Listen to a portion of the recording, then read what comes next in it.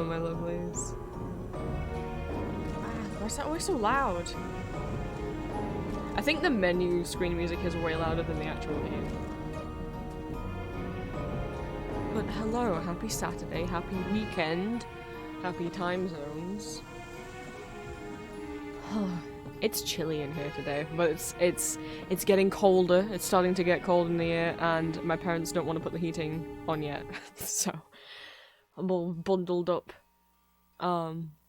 But welcome in Galactic, welcome in Kapu, welcome in Zed, welcome in Jasper. Hello, hello, hello. No magma today. I know, we talked about this last week, that doing magma every Saturday was becoming kind of stressful for me, because some weeks I didn't have anything I wanted to draw, or trying to think of what to draw was stressing me out, or there weren't that many people coming along every week. And sometimes I'm just like not in the mood to draw in front of people, like that can make me kind of nervous. So we said magmas will still happen, just not every single Saturday. I get free reign to pick what I want to do. Dahlia, welcome in.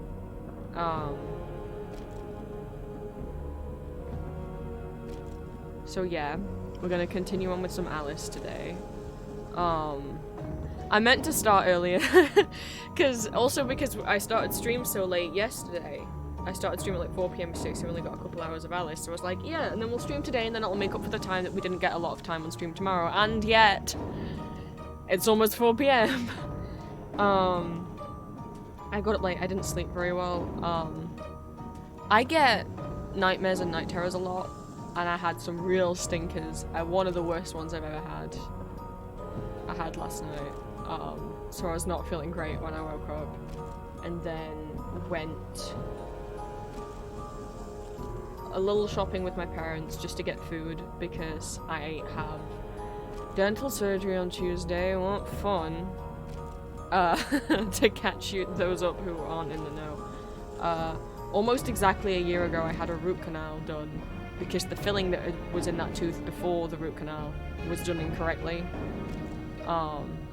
And it had fucked my tooth up, so I had to have a root canal to fix it, but the root canal's also not been done correctly. And it's been like a year of toothache and trying to get them to take it seriously and take another look at the tooth, and now I've been referred to a different dentist who's a specialist, because I need like a special endocrinologist, is that the word, to now do the replacement surgery. Basically they have to take the root canal out, disinfect everything, and then put a new one back in. And hopefully that will work, and hopefully I won't have any more toothache. It's been a year of toothache.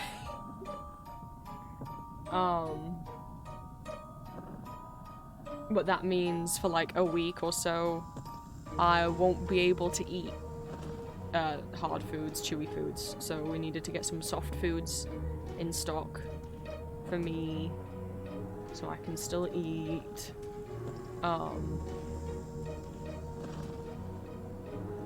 And then got back, and then got a little distracted, and then had lunch, and I was like, yeah, I'll eat, and then, stream time. And now it's not gonna be too late, and then after I finished eating, I just, like, started getting real sad, and, like, anxious, and having, like, flashbacks and stuff, and just was kind of sat on my own in my room for, like, an hour or two, I don't know, 2 hours almost, I guess. Just like not doing anything other than being sat and just like thinking about stuff. So today's been a day. But now I'm here with you guys. Hi Cryptid. So stream is later than I wanted it to be, but here we are. I don't have any updates since yesterday. I only saw you guys yesterday. Ooh, well, I have a little thing. Julia's not here, but I can show you. I'll show you guys. I sent her a picture. She'll know. She's still asleep. The little, I know I showed you guys already the little figures I made of me and Julia. I still haven't finished them. I'm still bald, but Julia has hair. I don't know if I shared a picture in my Discord. I shared a picture in her Discord of what they look like, all, well, not all finished. She's all finished. I'm not all finished. Where's me cam?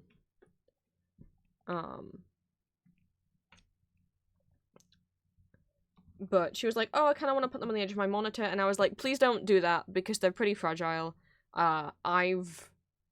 She was like, yeah, well, she was like, well, I can put them on with blue tack, and I was like, I'm, okay, well, I'll see if blue tack will stick, because I don't know if it'll stick to the sealant I put on them.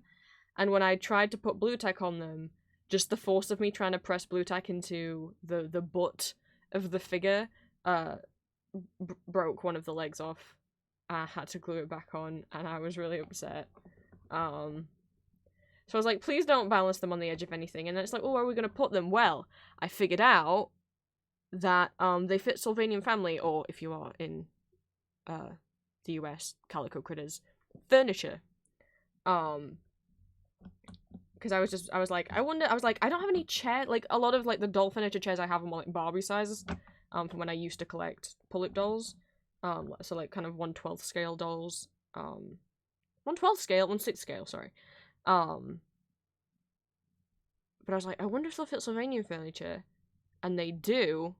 Which, Sylvanian families, they're called Sylvanian families in Japan and in Europe, and they were called Sylvanian families in the US until, like, the 80s, and then the US, like, lost the rights to the name. I think the 80s or 90s, and then the US, like, lost the rights to the name Sylvanian families, so in the USA, they're called Calico Critters. But they fit that furniture. So I was like, awesome, okay, well, I don't want to send you my furniture for them, no offense, because I have, I used to have them as a kid, and I still had all my, and then a few years ago I started collecting the little blind bags, and I was like, I want to get back into these, this feels nice. And so I still have, like, all the few new sets that I have, but I still have all my childhood stuff, so I have, like, a school house and a post office, and I have, like, the 2004 house, I think it's called Willow Hall, and it has some furniture and stuff in it, and I'm like, oh, it fits in the chairs.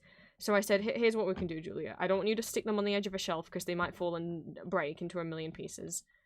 I'll have a look on eBay at, like, Sylvanian families furniture, and I sent her a bunch of pictures of all the different chairs and sofas I found, and I was like, you pick one and they can sit on that. So she picked one, and it arrived today. So this will be sent with the little guys. Where's my webcam? So they can sit on here. I don't have any hair yet. Don't perceive me. I haven't given myself any hair yet. There's just this little green couch. This is actually fabric, which I didn't expect. I thought it was just going to be like paper.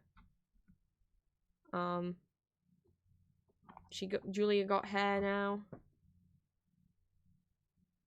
I don't got any hair yet. But yeah, now we can have a little place to sit once, and she can put this on a shelf or a desk or wherever. And yeah, sorry, I put my hand there so it's not so you can actually see because the sun's just like washing her out. So yeah, I haven't put myself any hair on yet. I need to do that. This is a very late anniversary gift for our anniversary. We said we'd make each other things, and I was trying to make, those of you who saw the streams like back in spring of me trying to make some bigger dolls, that was the plan, and then they all fell apart and broke, and so I had to make new things. Because our anniversary's in April, so it's quite late. Who's Pippin outside? But she'll get them for Christmas. Yeah, when I have a free moment of time, then I need to put some hair in. Oh, just there for fun. Welcome in. Right, that's the only thing that's changed. That was waiting when we came back from buying food. Pretty much my week will consist of, because, like, I have a lot of sensory issues with food, and there's a lot of foods I don't like. I have very few safe foods, and pretty much for me, having to eat soft foods for a week is a nightmare, because I don't like soft food. I don't like the texture of most, like, liquidy and soft foods. I hate it. It's a textural thing. It's a sensory thing. I can't. So it's like, fuck.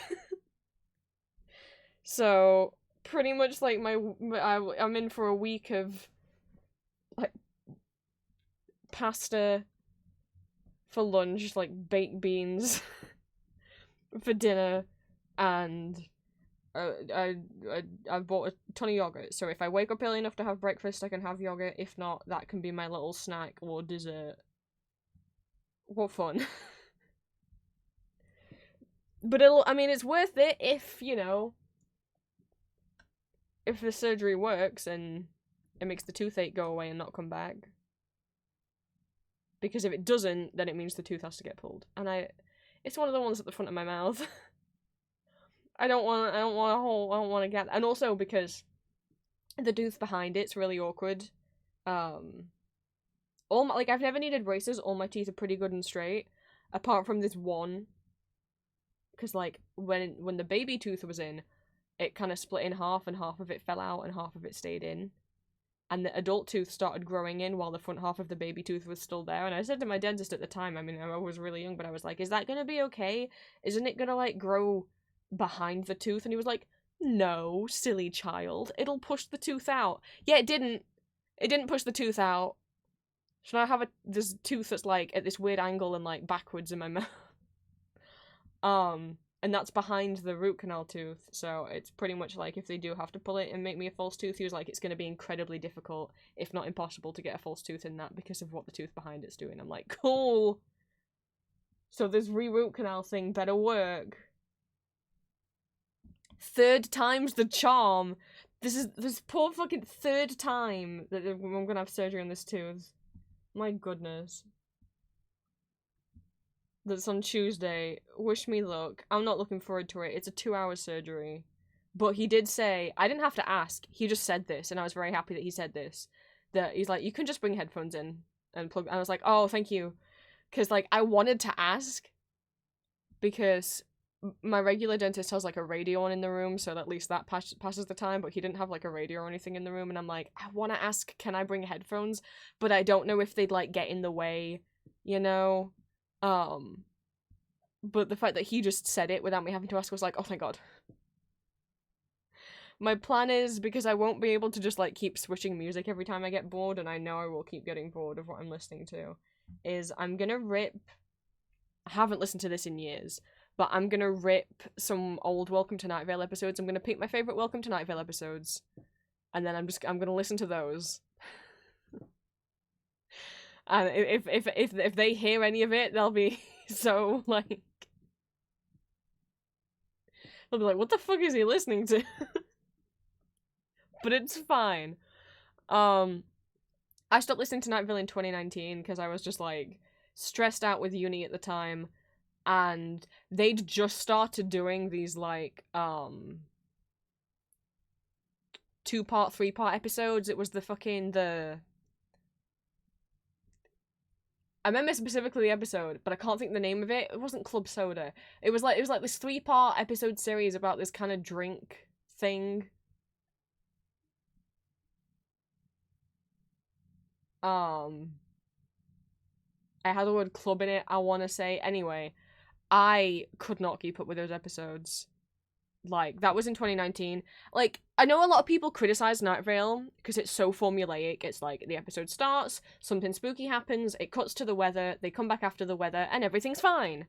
And I'm like, so a lot of people complained that it was too formulaic, so in 2019 they started doing these 2-part, 3-part sagas that were very different, very different formula. And I hated it! I liked that it was formulaic. I don't like change. I like Night Vale was such a comfort because I could listen to the episodes and know what was gonna happen. But, like, not the specifics of what was gonna happen, but I knew everything was gonna be fine and sorted, and then all of a sudden, it wasn't anymore. And it didn't feel like the same comfort show anymore. For those that don't know, Night Vale is a podcast, but it's more like a radio drama. It is fictional, it's a fictional story being told out from this fictional, radio host in a fictional town where there's, like, cryptids and shit just hanging out. Like, it's a little spooky horror, but, like, in, like, a way of, like, but let's like, no, it's normal in Night Vale, you know? Weird stuff just happens there, but, like, the formula was comforting for me. Whereas, see, Magnus Archives is too spooky for me. That's too horror. I can't do Magnus Archives. It would scare me too much. But yeah, once they changed that, and the problem with that, because it was like this 3-part series, and Night Vale comes out on the 1st and the 15th of every month, that I'd listen to an episode and I'm like, okay, this is part 1 of 3. By the time the next episode comes out in 2 weeks, I've got to remember what happened. And I just can't retain memory of what's happened 2 weeks later. And then 2 weeks after that for the final part of 3. I'm like, no, I don't remember what's happened. I don't remember. So anyway, I'm gonna rip a few of my favorites. I got into Night Vale when Night Vale was in its first year, which I didn't realize was so long ago. It was like 2015. I got into Night Vale. Tumblr found it, and when it was almost like a year old, and that's when I got into it. The first Night Vale thing I saw, it wasn't actually going and listening to the podcasts, but Cecil had done like a live reading at like a Google hosted talk conference thing, and he did like a live reading of 2 episodes, and those 2 are still like my big comfort episodes, which is episode 5, The Shape in Grove Park, and episode, is it 13, The Man in the Tan Jacket.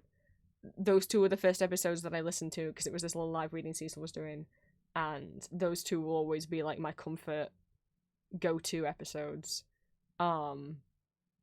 It's wild because I listened to Night Vale and I loved it. And then I fell behind, and I'm like, I'm gonna re-listen to all of Night Vale, and I'm gonna catch up. And when I re-listened to it years later, like I always loved it, but I wasn't like laughing at it a lot until I re-listened to it a few years later, and then I was just like, oh my god, this shit's hilarious. I have no idea which episode it's on. It's episode 60 something. And there's this one moment, I remember my sibling was like, what are you listening to? And we just listened to it over and over again, like, cry laughing. God, it's like episode 64 or something, where there's the, oh god, is she called Diane? There's like this journalist lady, or she runs like a newspaper or something, and they're like hiding out, and she's like, I'm not Diane, I'm just a bagel wrapper, and just this whole little thing. And that sounds so stupid out of context. Anyway, I just have such a vivid memory of sitting, me and my siblings sitting on their bed and just like cry laughing at that episode of Night Vale. But I'll probably pick, I'll pick the Shape in Grove Park, Man in Tan Jacket, and then I'll pick 2 other episodes. I don't know which ones. I'll have to go through and be like, not only which ones of these are like, do I kind of remember and are comfort and are familiar to me, but also which ones of these can I listen to kind of just on their own. Like, you can listen to those episodes as standalone episodes and it'll still make sense, whereas there's some episodes where it's so deep in and there's so much context, I'm like, I don't want to get confused. The only Night Vale episode that I've gone back and listened to since I stopped listening to them mid-2019 was, they did a special episode. If anyone remembers, like, the September monologues type episode where they would have a bunch of different characters, those were episodes that didn't fit the formula. They would have just a bunch of different characters do a little monologue. And it was that style of episode of each character doing a monologue, but then you slowly realize over the episode they're not just doing a monologue, they're doing a speech. And, spoilers for, like, I mean, Night Vale's in what? Year 8 now? And I think I stopped listening around in year 4. This is like spoilers maybe for like year 5, I think. So I mean, this is a 4-year-old spoiler, but plug your fingers in your ears for a second. If you don't want to know, you realize over the course of the episode this is the only episode I went back and listened to because I heard something about it and I was like, okay, I'll listen to the new Night Vale episode. And they were giving, you slowly realize, oh, it's not just one of these random monologues, they're all giving speeches. Almost like they're in the same place, giving speeches. Oh, wait, what could they be? What's like a place where you like give speeches at, and you're like wishing someone well, and you're all standing up and giving a little speech? Oh, like a wedding? Oh.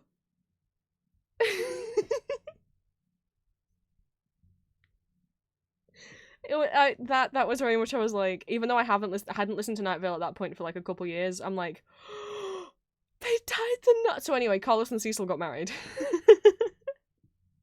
I'm very happy for them. It was such a cute episode. One of the last episodes, just to talk about Night Vale for a little bit more, I remember when I listened to Night Vale for the first time as it was coming out, I had mixed feelings on a certain character, Kevin. And then when I re-listened to it a couple years later, I'm like, no, I love him. I love him. I know. You're like, isn't he evil? I'm like, no, you don't understand. You don't understand. You hear all these things about Strex Corps, and my instinct was like, I think he's been brainwashed. Like, you hear about them and their re-education stuff, and you hear about how Cecil used to describe Desert Bluffs, and it doesn't make any sense. That doesn't line up with what Kevin says. And I'm like, I think Kevin's been quote-unquote re-educated by that was my theory. I'm like, I think he's been tortured by them just as they wanted like torture and take over Night Vale. Then they just got to Desert Bluffs first. And that was like my belief and my headcanon. Not just because I wanted to excuse his bad behavior. And then like 3-4 years later, we get an episode called Triptych, which broke me and confirmed my headcanon and personal theory.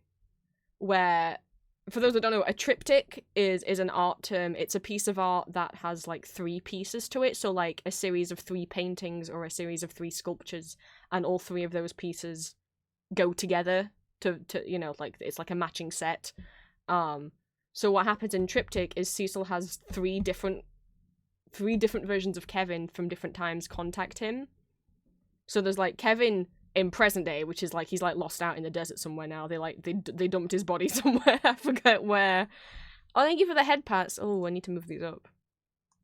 From the future, and he's like reflecting back on everything that's happened, and Cecil's like, well, you kind of deserved it. And then, you know, like slightly past Kevin, like Kevin from where, like year 1 Kevin, who's like crazy and evil, and you know, post Strex Corp Kevin, and then Cecil gets to talk to pre-Strex Corp Kevin, pre-year 1. We've never seen Kevin this young. And he's so sweet, and he's just like Cecil, and he doesn't want Strex Corp to come to Desert Bluffs. He's like trying to lead a rebellion fighting against them. And he and at the end he's like, and Cecil's like, oh fuck, oh god, I was wrong about, oh no, he did get brainwashed, oh shit. And at the end, baby Kevin's like, hey Cecil, since you're from like the future, and I'm leading this little rebellion against Strex Corp, do we win? And Cecil's like, uh-oh, what do I tell him? Because the truth is, they don't win. Kevin gets captured and brainwashed. But Cecil goes, yes, Kevin. Yes, you win. And he's all sad. And I'm like, ah! But it was just that was my moment of vindication, because I'd been like a Kevin, not necessarily defender, I don't defend actions that he did, but I loved him, and a lot of people were like, no, he's an evil boy, and I'm like, I think he was brainwashed. I'm just gonna say, you know, Strex Corp seemed like the real evil here, and then I was right, and I was like, ha, but also, it doesn't feel good to be right when Kevin's so sad. Anyway, you should totally listen to Night Vale. If you like kind of sci-fi, spooky, Lovecraftian-y, but you don't actually like getting scared, Night Vale's a very like horror aesthetics without it being scary. Like, Cecil will open up the day and be like, here's what's going on in Night Vale today, and there'll be like weird shit going off, because it's Night Vale. It's basically a town where SCPs and cryptids just live in harmony with humans and stuff, right? So there's always spooks going off. And then maybe there'll be like like the Shape and Grove Park that nobody acknowledges or speaks about. Is this just this floating shape that you're not meant to acknowledge or speak about, or it gets angry?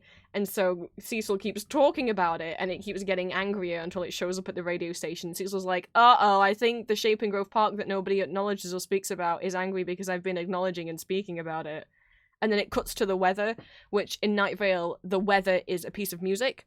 And it's normally pretty much always by an indie artist. You can apply for your music to be shared in Night Vale, and I think that's such like a sweet thing. Like, they give these little shout-outs to different indie musicians. I found so many songs that I like through Night Vale. So the weather plays, which is a piece of music. And then it cuts back and Cecil's like, whoa, while the weather was playing, everything sorted itself out and we're all safe. The end. Now I'm gonna go kiss this new science boy that moved into town and be gay with him. And that's Night Vale. If it sounds like something you might like, feel free to go check it out on places where you can listen to podcasts. Hashtag not sponsored by Night Vale.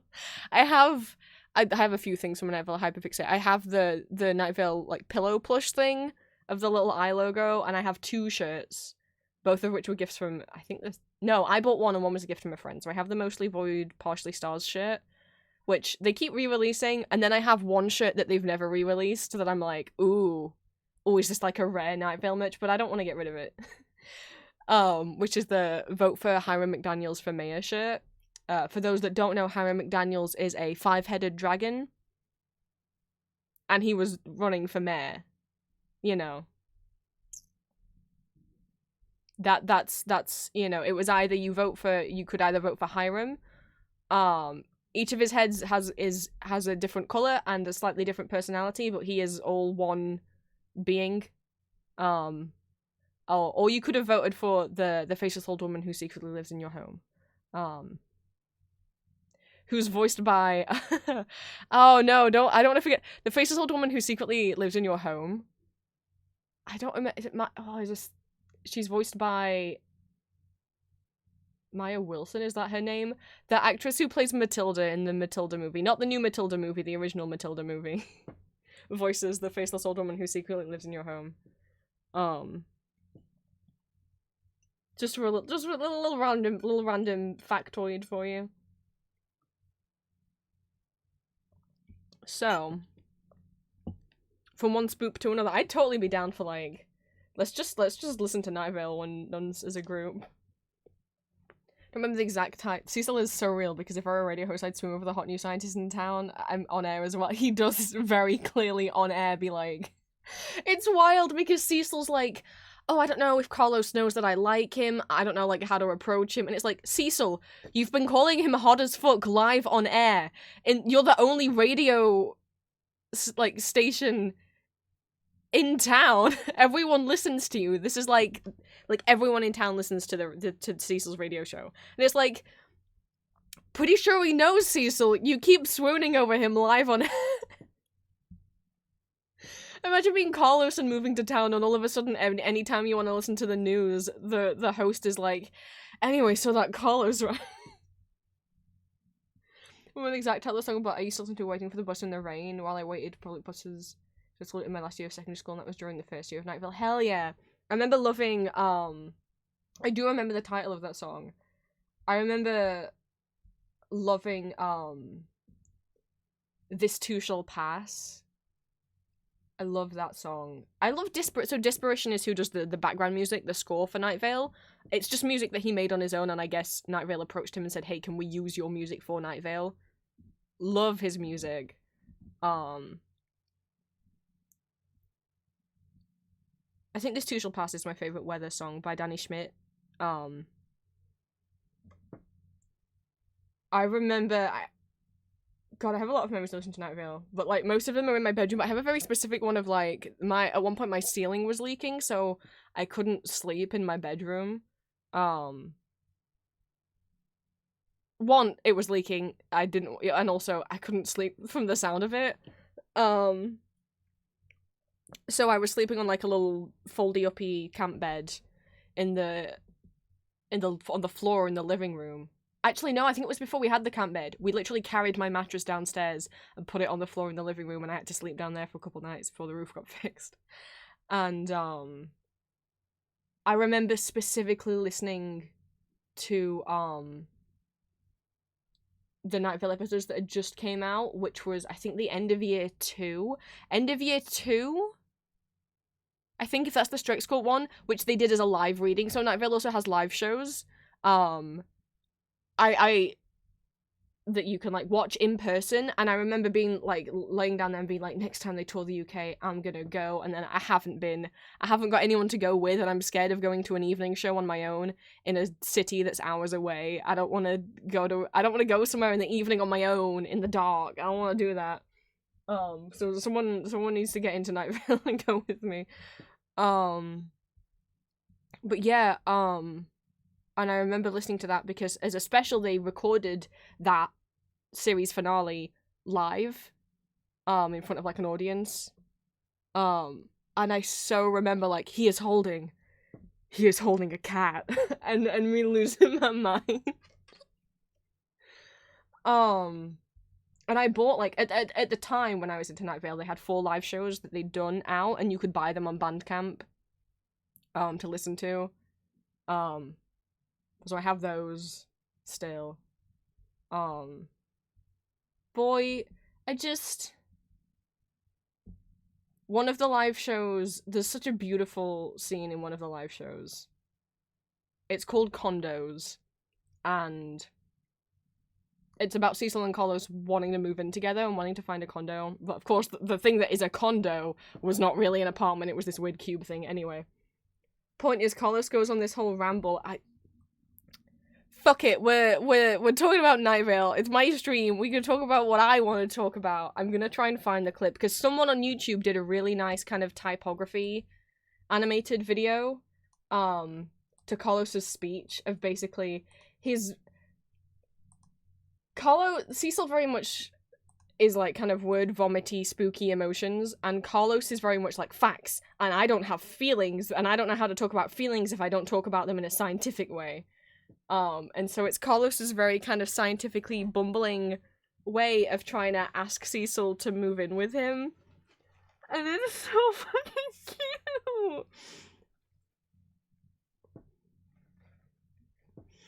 I want to find the video. Oh my god. And then we can play Alice for a couple hours.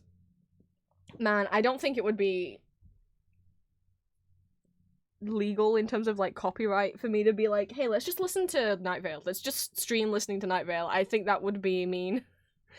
Because you wouldn't be able to do that with a TV show. God, I wonder if this video still exists. It's my stream and I get to choose the comfort part. It's my stream and I get to choose what gays we're talking about today.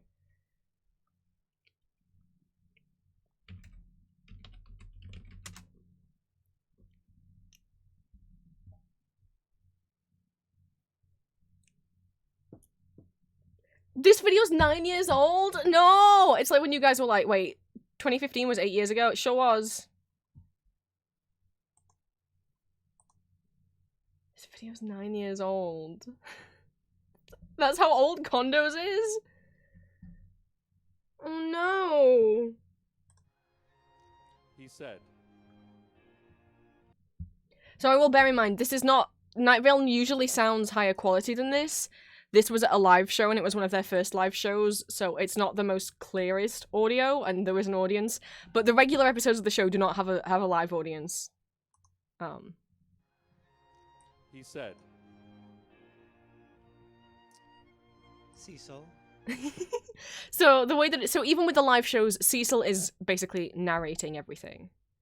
And normally what would happen if Cecil was quoting what Carlos said, he would just say it himself. But because this is a live show and they had eventually Carlos got a voice actor, and in this case Carlos's voice actor is doing the Carlos voice acting in from the flashback. So I'm gonna cry. He said. I haven't listened to this in years. Cecil, I was thinking about the series of ongoing actions that we perceive as the present, and the amassing of memories that we treat as a living record of the past, and the hopes and dreams and assumptions that we project as the future. I was thinking about time, and about how it means something to so many people, and about how it's so finite, and also so infinite. I was also thinking about space, about how it is nothing and then a point which is just a single spot within the nothing, and a line which separates the nothing into two nothings, and how a plane is a patch of nothing and an angle just where two nothings meet.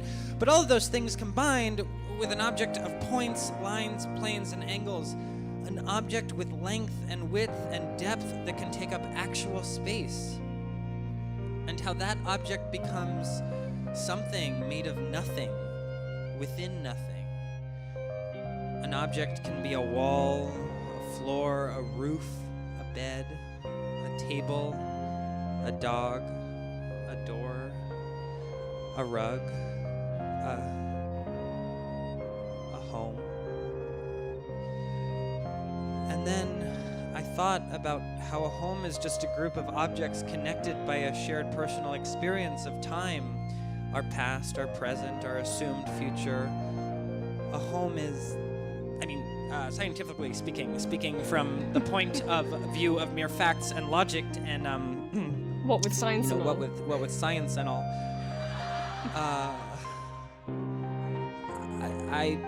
I just thought it was time for us to make a home together.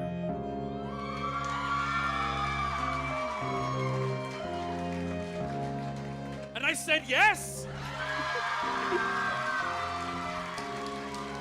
Yes!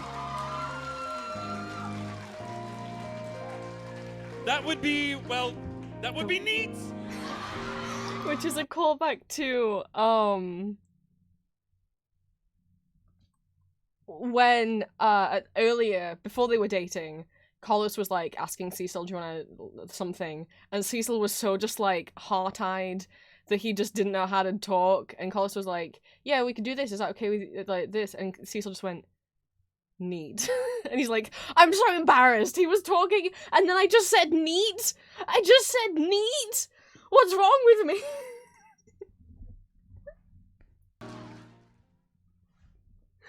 Oh boy. These boys. These dang boys.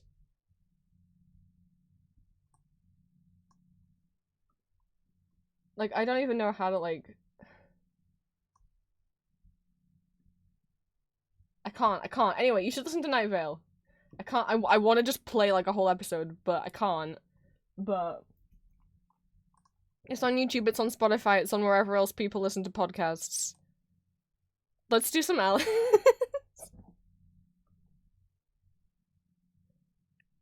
It's okay, Cecil, I once explained anglerfish mating habits on a first date. You know what?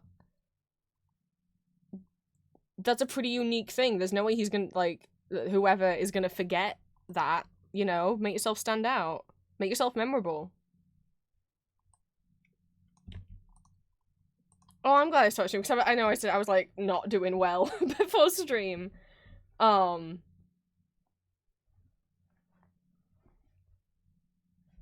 now I'm doing better. So, what I need to do is post this and pin it. The pin message and what I just put in chat has a link to a website. Oops. I didn't mean to pin that. I'm sorry. I was trying to click on the pin settings. No! There we go. Okay. If you click on that link, it'll take you to a page that lists all the trigger warnings for this game, because it is a horror game. It does deal with some mental health topics.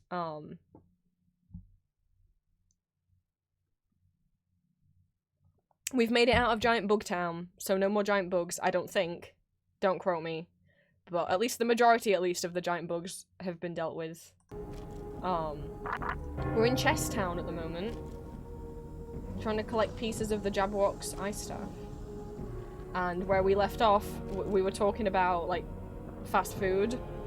We've escaped Bugtown! We're in Looking Glass Land. So in the Chessboard Land, which for anyone who is familiar or not familiar with the books, there's Alice in Wonderland, which is when she falls down the rabbit hole, which is the book where she falls down the rabbit hole and she meets the Queen of Hearts and she's painting the roses red and all of that. And then there's Alice Through the Looking Glass, where she goes through a big old mirror to get into Wonderland, and there she meets the Red Queen and the White Queen, and they're all chess pieces and they're having this turf war or whatever. So we left off talking about that, and with me being, not talking about that, talking about Pizza Hut, I'm being lost. I think I have to go in the water because I pulled a lever and it made the water go high, so I'm guessing I have to swim under here now. But, whichever does work while streaming. Okay. I didn't disable things. You can have Dragon Prince, I can transform into Dragon Prince, I can transform into No Brain Prince, I can transform into Goober Prince, but not animated Goober Prince, just literally a picture. I can't blink and shake. I could do that same. I guess I could do the same for the others. I could get Chibi Prince and Baby Bat Prince in, but I don't. I'm guessing, therefore, I have to swim now? Which scares me. Wait, what are the swim controls again? To go down and up. Swimming up is space. So, like, forwards is W, or the up arrow key. And then, fucking... To swim up is spacebar, and to swim down is F.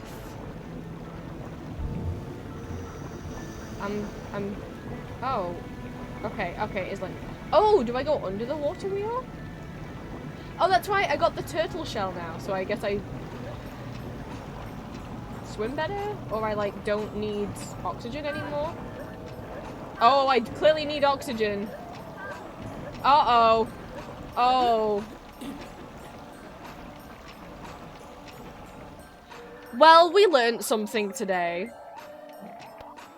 So what's the point of the turtle? What was the point of the mock turtle giving me his shell then? If it doesn't help me breathe? Does it just make... It doesn't seem like it makes me swim faster. What was the point? Well, I'm gonna try going under the water wheel, I guess. What was the point of him giving me the fucking shell then?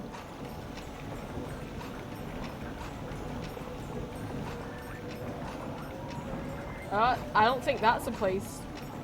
Is it? Oh! Secrets. But I can't get that, because I'm full on health.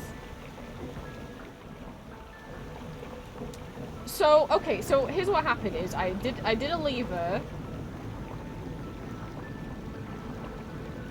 And the lever, made this thing start turning, and the water level rose. So, where do I go now? Where do I go? Do I have to backtrack all the... Oh, I guess let's try backtracking. Oh, hello. Like, where do I go now? This is where I already were.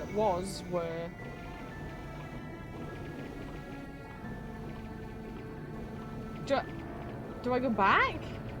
Where do I go? I don't know where I'm supposed to go now. It just... All that happened when I did that... pulled the lever is the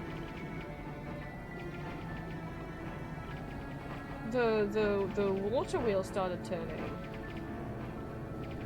It was just the start of the whole stage.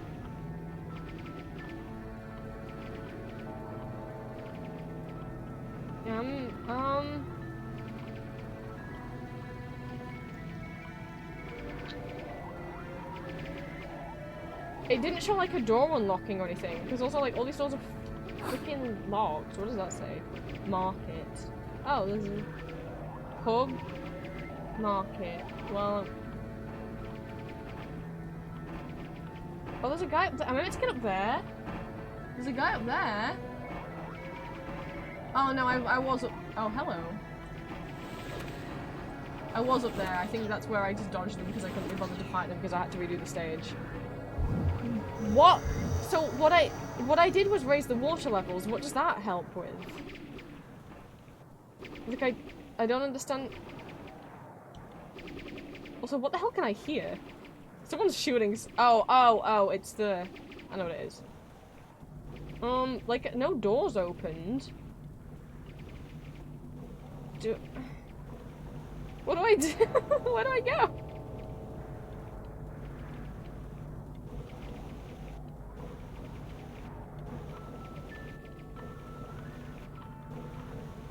Oh. It's not the best game design when you are really lost. I thought, oh, maybe we go down here because I hadn't been down here, but this is just another fucking dead end with a door that doesn't open.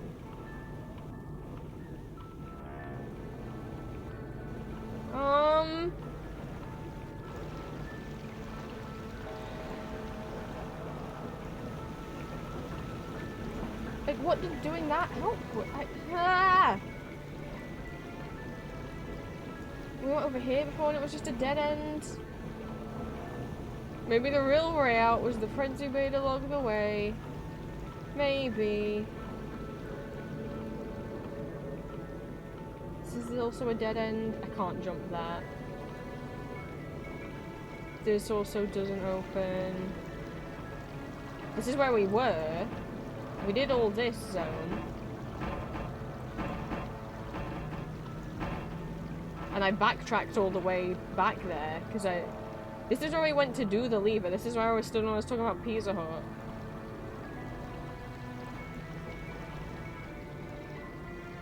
I don't know how you get over there. I'm gonna go and... I don't want to jump in that water, because what if I can't get back out of it? And you can't... We couldn't go in there. And that's the door that we went in to get to the lever. That's a whole... But I don't know how you do that. I guess we'll go back in here. Ow, I fell off the stairs. Oh, I can be no brain friends. There you go. I don't know what the goal is for today. I don't know if the goal is going to be get out of Chest Town, because I'll be real. Don't know if that's happening. So those extra platforms I can't get to from here, can I? So this is where we went, and then we went in there, and then I did the lever. And it was like, yay, you made the water rise, and I'm like, okay, cool. But I just had a swim down there, and I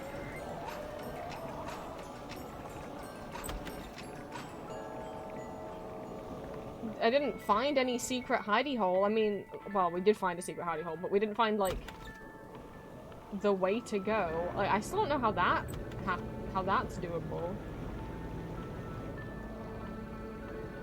I mean, all that's up there is health anyway, and I don't need any health, but...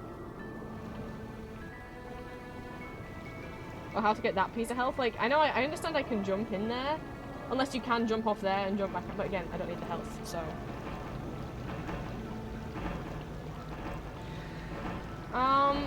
Can I go up for air once you're in the water? I don't know. I guess let's try. But it seemed like there was just a dead end over there, unless there was a secret, there was like a little turn off that I didn't see, because all the wall is like the same colour.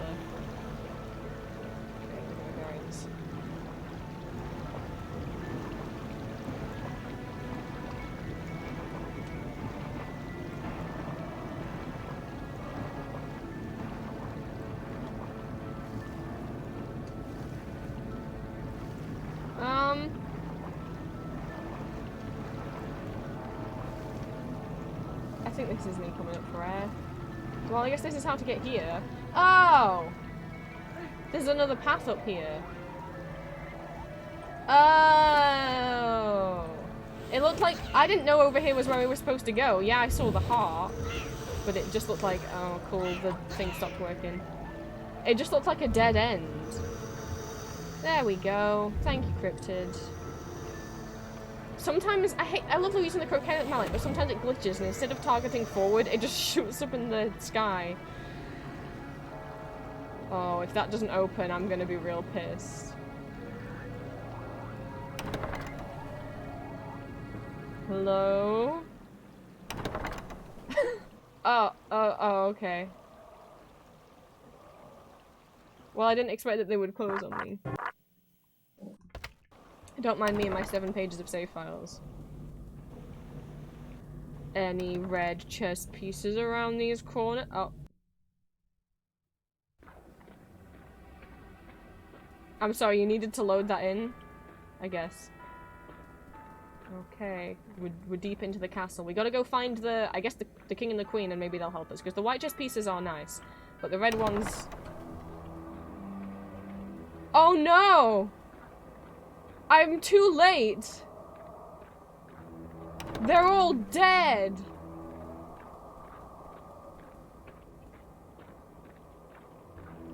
Uh-oh. Horsey, no! Uh-oh.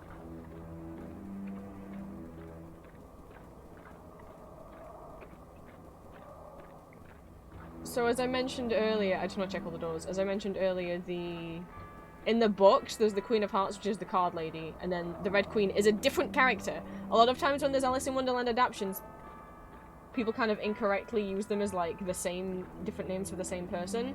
They're not, they're different people. However, in this game, the Red Queen and the Queen of Hearts, I think, were different entities, but now they've kind of like, they've merged. Oh gosh, what if they've stormed the castle? Oh shit, they've got the Queen! I remember a certain cutscene that happens in this world very well. Oh, it's this one. Uh-oh, Alice, run! It's weird, the memory I have of a certain... okay, it's not that one yet. The memory I have...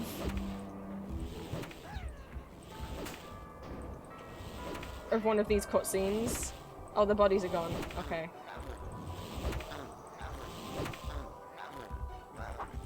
Is, uh-oh.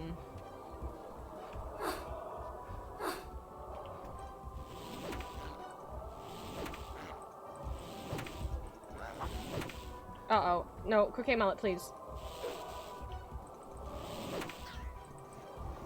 Is of, oh, I'm out of mana. Uh-oh.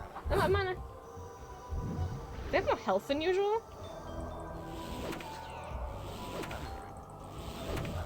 There we go.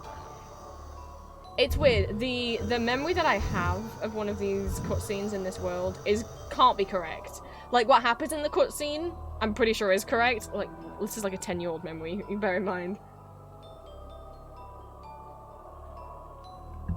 Like, I'm sure what happened, but the way I remember it in my head is like in a completely different art style. You know, you know when you have memories of like from when you were a kid and you're like, that probably it, that I know that like my memory of it is probably really warped and not correct anymore. For some reason, the way that my brain pictures the cutscene is like in this kind of top-down, isometric, 2D kind of flash game looking thing. Oh, that's not good. Hey, remember those tentacles from the beginning of the game that were in the mines? We haven't seen those for a while. Oh, they're here. Oh, they were in the Fortress of Doors too, but now they're here. I wonder what those could be. Oh, there's many. Okay, which way do we want to go? Because we can also go up there. I don't think we can follow this way, though. Where the fuck did they go? Into the void? Oh, boy. Okay. Oh, boy. They're taking over Wonderland. They're getting their little tendrils and everything. Maybe there's just bonuses up here. But I want to check everywhere first. That's not good that the tentacles are here. When do tentacles ever mean good things? I mean, unless you're into that kind of thing. But tentacles in your... flowing their way through Alice's brain and infecting Wonderland. I'll help you! Back the fuck up! Back the fuck up! Oh, I haven't fought... Oh! I haven't fought a red one of those. I didn't know how much health he had. They did it! Well done, guys! You don't even need my help on that one! High five! High five.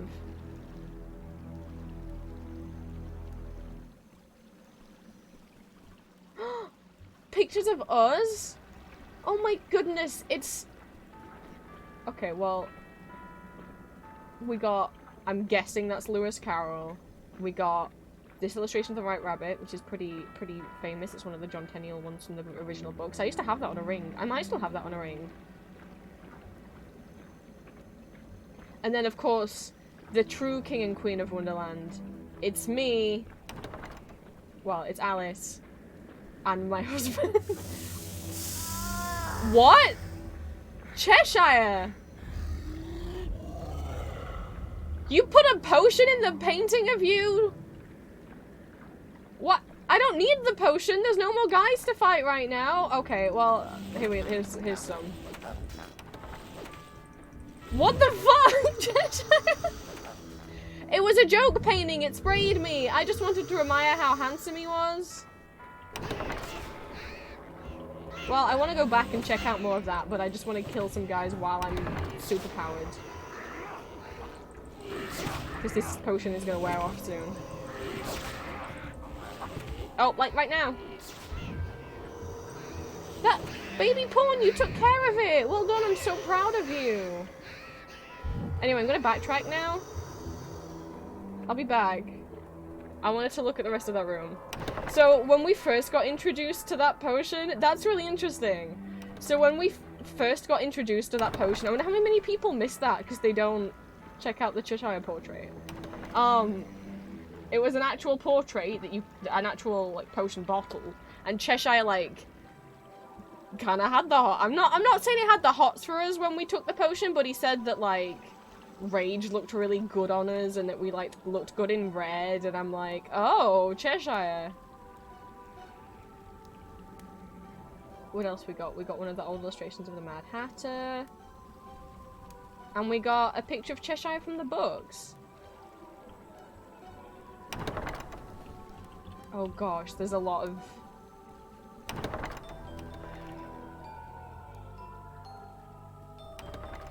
There's a lot of castle.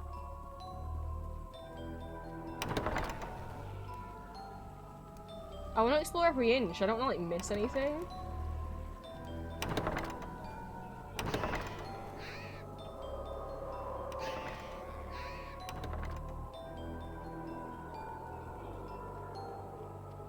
No way can I jump that. I'm gonna hurt myself. Oh, okay, I didn't hurt myself. Was this where I was? Hi, guys. I don't remember this painting. Oh, that's Queen Victoria's coronation, I think. Don't quote me on that, boy. What? Where am I now? Oh, that kind of feels very endgamey. Hang on.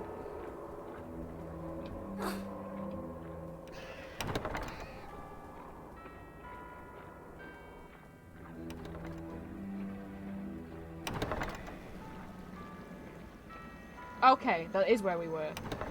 Alright, what happens if I go down the other way? You guys cool? Yeah, I know your queen's been taken. He said, like, we looked real good in Rage, and then we go up to his portrait, and that potion is in him. In his portrait, and turns us into... You good, dude? You just Blair Witching it? Okay. I guess, okay, it'll lose by 2. Okay. But, like, I'm just like, huh. He, like, basically said we looked hot when we were wearing that potion, then we go up to his portrait and it has that potion in it. I think he's trying to tell us something. Though I'm glad he thinks we look... Did the door clip? I'm glad he thinks we look good in red. Red's one of my, like, IRL. What I like to wear is, black and white and red and silver. You could not tell from how I draw myself. Mr. King! Your queen! They took your queen!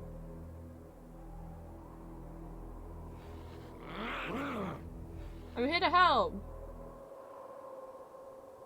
Help us, please. The Red Queen's forces are strong and show no mercy. Our own queen is in terrible danger. I saw her captured. I'm sorry. Without her generalship, Red wins. We're doomed. Well, as am I if I can't pass through this realm. I must collect the pieces. I mean, to no, the if they get you, they're doomed. That's how chess works, mate. Free the White Queen, Alice. That would help us both. I'm not really a player. What are the rules? Don't get me wrong. Rules? There are no rules. There's barely any strategy.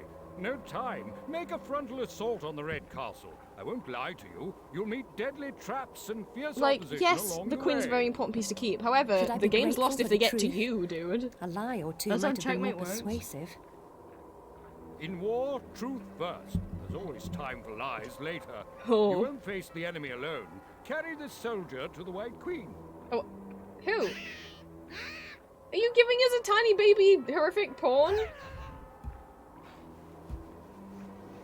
A mere pawn is the best I can hope for. Is he just I'm in our afraid pocket so. now? Now return as you We've came. got a The looks child. know the way. Is he like... Hang on. I need to know if he like... Because we can't look at our inventory. Is he like technically a weapon or do we just have him on us? Okay, he's not a weapon. He's just on us, I guess. So... Alright. Hang on, actually, also I'm gonna save.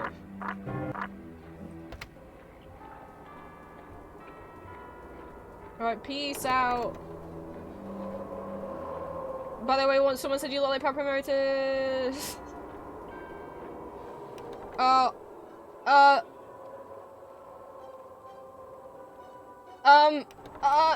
You.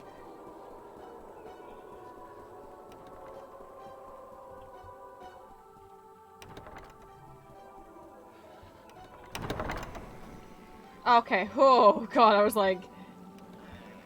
Have I made a terrible choice? Okay, they're both going the same way, they're just...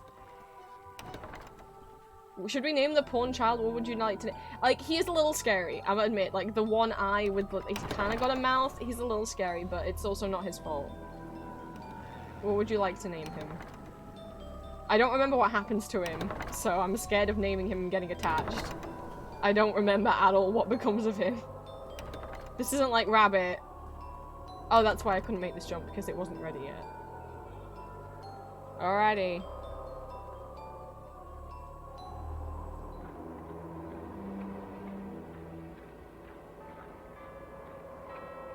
I suppose this is where we part ways, with you and your heavy breathing.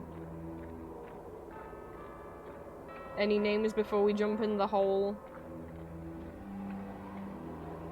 What if I just fell and I had to walk all the way around again and he just saw me? Like, oh, you're the girl we've sent to save the kingdom? Oh boy. Gerald? Alright. Gerald it is! For Gerald! That was not in the door, Alice, but alright. Oh, we are just straight up in the Red Queen's castle now, which is not the same as the Queen of Hearts castle. We're in enemy domain. Enemy territory. And I haven't fought anything, it's just a save on cutscenes. This feels like rude if I go around killing them now. It was fine when they were invading, but now I'm the one invading them! Of course they're gonna, like, attack me, you know? Why wouldn't they? Well, they don't notice that I'm here. Hey, Gerald, don't look. I'm not killing fellow children.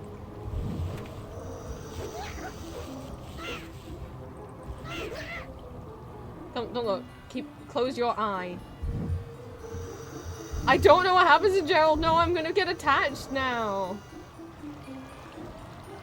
Does he pop out of our pocket at one point? As I say, like, I watched someone play this game 12 years ago. I've never played it myself. So I remember, like, the story beats in terms of, like, ow! Which of the main characters, like, die, but in terms of, like, the more minor characters, I don't remember. You know, when I killed him in 2 hits the other time, I thought that was a bit quick. Thank you for the big house. Oh, this is the same layout as the other place, it's just differently coloured. Well, not exactly, there's no stairs there. I guess that makes sense. Look at this. Oh, there's a horsey. Let's get this.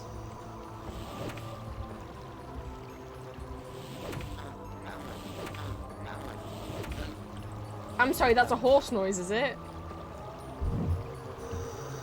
Alright.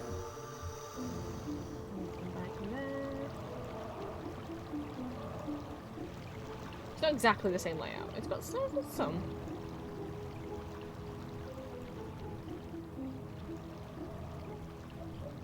More doors that don't work, I see. Ow! Oh, fucking bishop! I hate. Listen, that's what you sound like. I also don't know how to fucking dodge their laser beams. I'll be real. There's no dodge mechanic in this, like there is in Madness Returns, where you have like the little butterfly situation.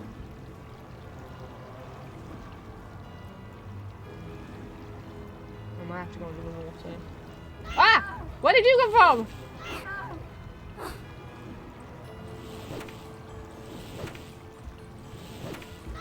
Where the fuck did you come from?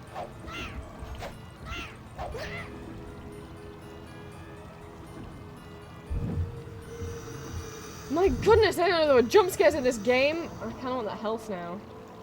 But I don't know if I'll be able to get back up here. I don't know. I won't be able to get back up here if I go in the water, so. Oh. Wait, what? That's. Oh, not more of this. What do you mean that's not where we go? Oh, no!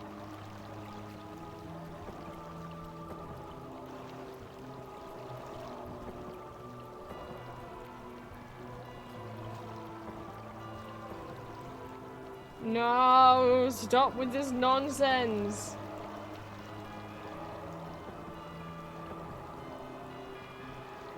If I go in the water, I won't be able to get back up because it's too low. It's too low. Like Alice won't be able to climb out.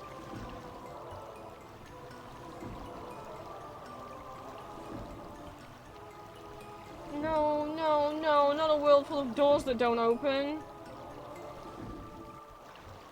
Oh God.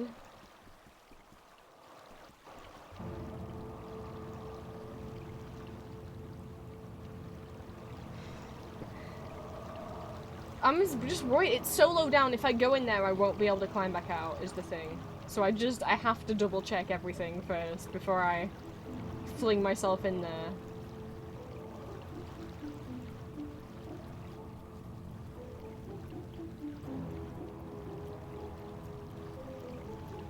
Because once I'm in there, there's no getting back out. Alright, I'm gonna save.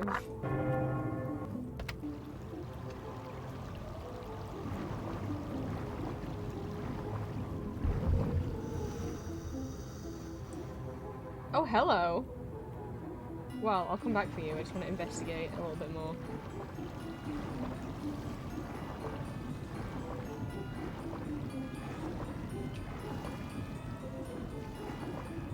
Nope. Okay.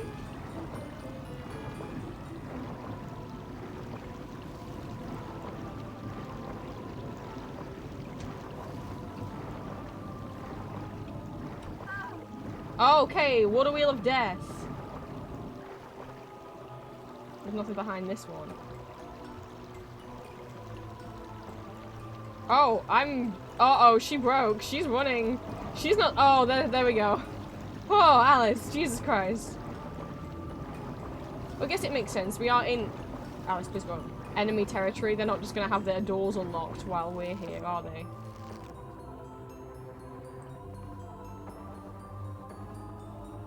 Guys, she's not climbing. Guys, she's on the road. Guys, I'm pressing climb up. Guys,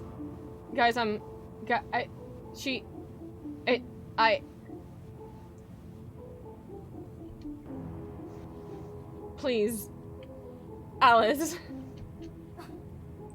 There we go. All right, she's just doing it now. I guess we are breaking in.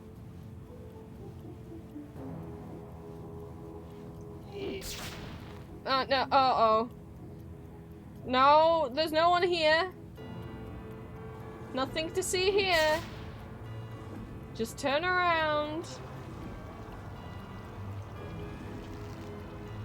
There's nobody here.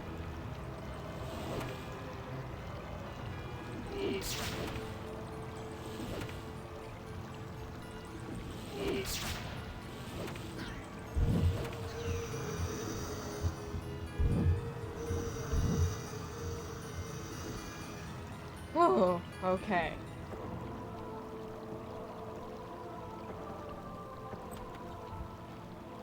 Hello.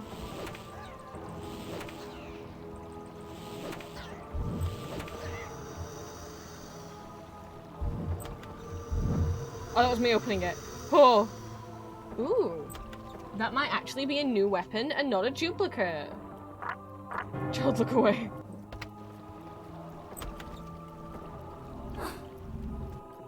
Oh, is it the dice? Oh, no, it's the dice. Wait, is this a different... Yeah, the dice are... The dice aren't... Oh, that's an eyeball. Yeah, the dice... No. What happens if you do the dice is a portal to hell opens up and an imp comes out? And I guess that's the thing of it, like, it's very powerful, but the imp has no loyalty and will also attack Alice as well as the enemies. Although in my experience, pretty much just attacks Alice and doesn't attack the enemies. Knock knock. Anybody home? Oh yeah, this is the bit I remember. Uh-oh. Gerald, look away! Gerald? Gerald, look away! Gerald, look away! Look away, Gerald! Chat, look away!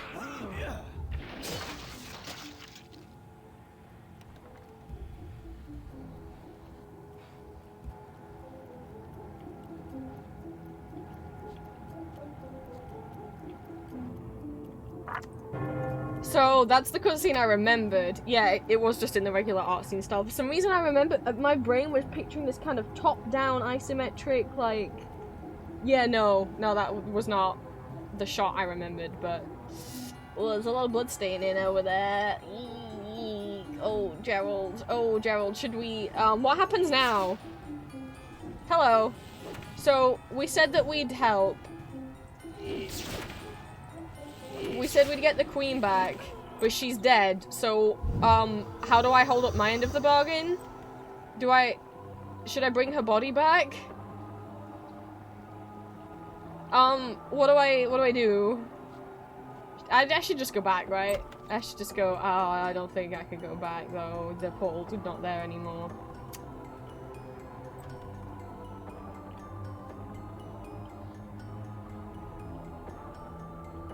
Well, I don't know if the king will help me now.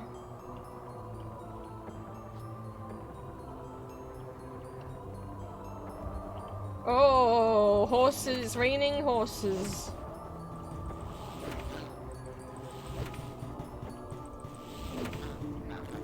Again, going into this game, didn't think I'd be a croquet mallet main. But, like, it's just the best weapon. I don't know what to tell you. It lets you keep your distance. Like, yeah, and pretty much... Yeah, it uses mana, but your mana recharges all on its own. Yes, the knife does have a long distance attack, but... you can't, like... spam it, because it takes a couple seconds for the knife to fly back into your hand. And, yeah, the playing cards also have a long range attack, but they don't do much damage.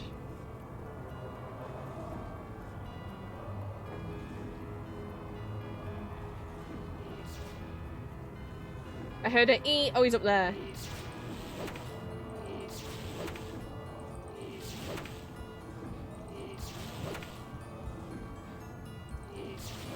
Ouchie. Oh, the croquet mallet's done its thing where it's glitching out.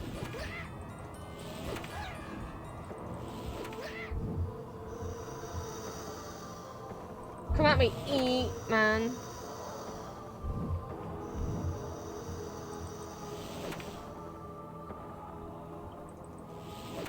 I can't get him now.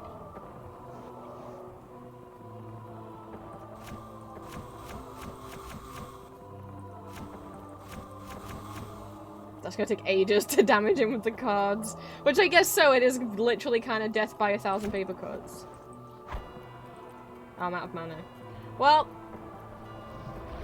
let's just wait for that to recharge. I'll just chill around here while we wait for that to recharge.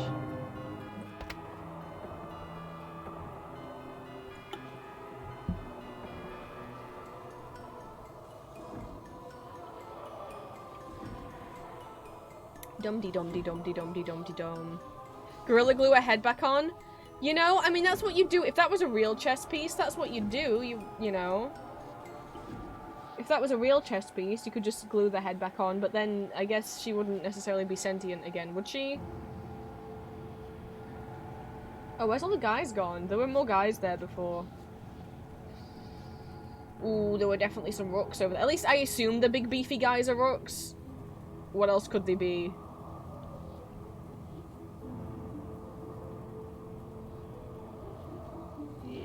Ow!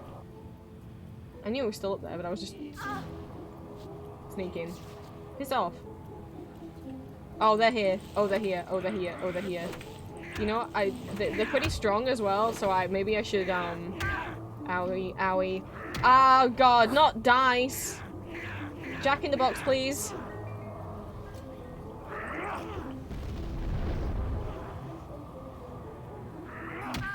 Oh, this is going badly. Oh, I'm gonna die. Okay, I'm gonna do the Jack in the Box first. Sometimes I forget. All the weapons are a different number key. Okay, so I'm gonna try and sneak. You shut up, E, man. Okay. I don't think I got them with the... Ah! Okay, without it. Yay! I got him! I got him! I got him with the Jack in the Box! Yay! I am a gamer, after all. Sometimes. Rarely.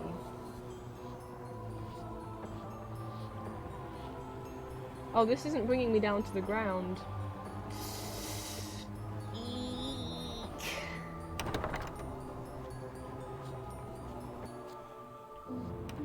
Oh, a hole! Oh, but my health.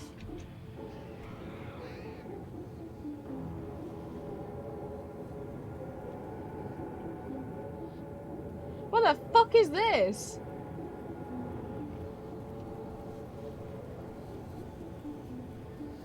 Oh, that's where I'm going, I guess.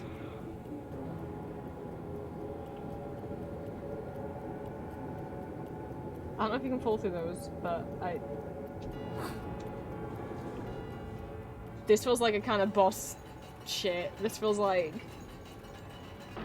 I'm... It's the king! Hello. How's your wife?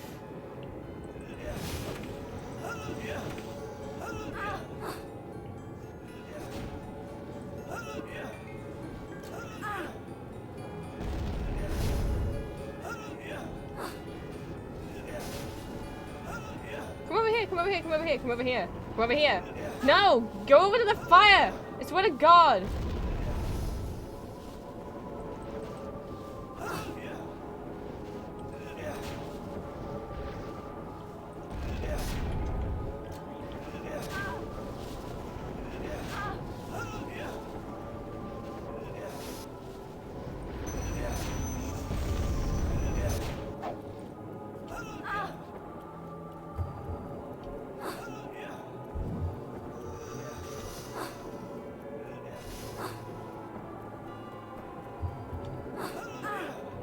Jack in the box, Jack in the box.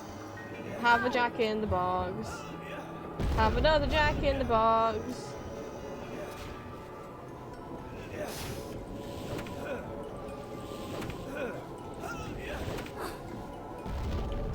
I wish he'd said something to me, but he's just like, like, dude, what's your beef with me? I want to know what your connection with the Red Queen is. I mean, I guess you're her hubby, right? What's that like? She seems a little crazy. Ouchie.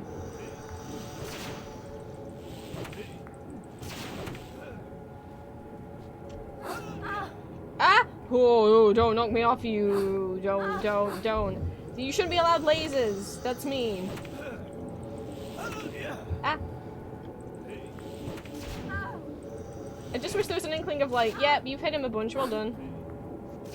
Take a Jack in the Box. Oh no, I put it in the direction of the health. I wanted that.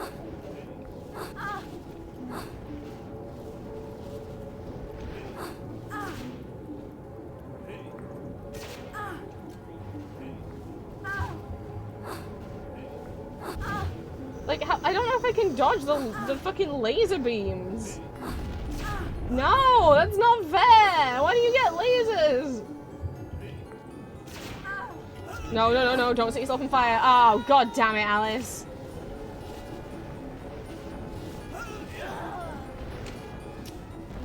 Well, I died. Was I mean, I think I was hurting him. Oh, I left saved here. Okay. That's fine. Oh, I should have jumped more carefully. Well, What seemed to do the most damage? I don't know. We did just get the demon dice, but it's so uncontrollable. I wish you would just, like, say something! You bastard! I don't think he seems bothered by the fire. I sure am, though.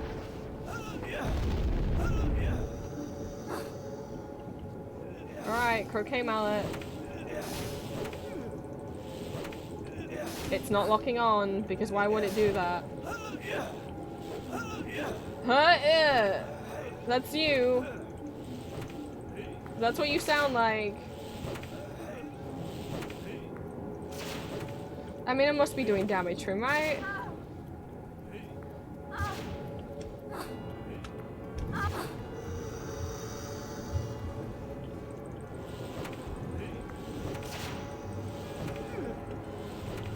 Like, he's like, his head's getting knocked back.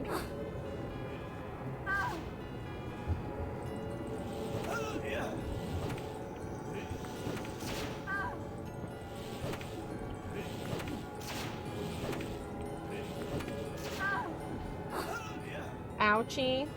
He's got range, I'll give him that.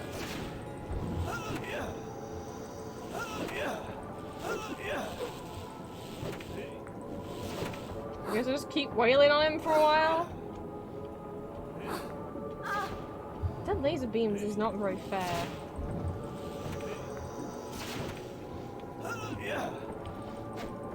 Okay, I don't think the knife does anything.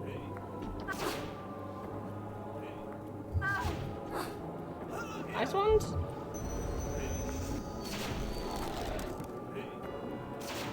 Haha! Can't get me through my ice wall, can you? That doesn't seem like it's doing any damage. No, my ice wall melted! Oh no! It's hard running around and trying to do the ice wall at the same time. Okay. Now I've got my ice wall. Oh, I didn't mean that to happen. But haha! Gets out on fire. He doesn't. I did it! I was gonna say he didn't seem bothered by the fire. I get no cutscene of him dying. He's just gone. He's just gone. Alice, can you put the health up on you? No? Okay. Well, that wasn't very dramatic. He's just gone. He didn't even, like, moan and groan and get small. Gerald! Oh my god, of course! Because when you get a pawn to the end of the board, they become a queen! Gerald is a queen! Hashtag Queen Gerald. Uh-oh. Did you just backhand me?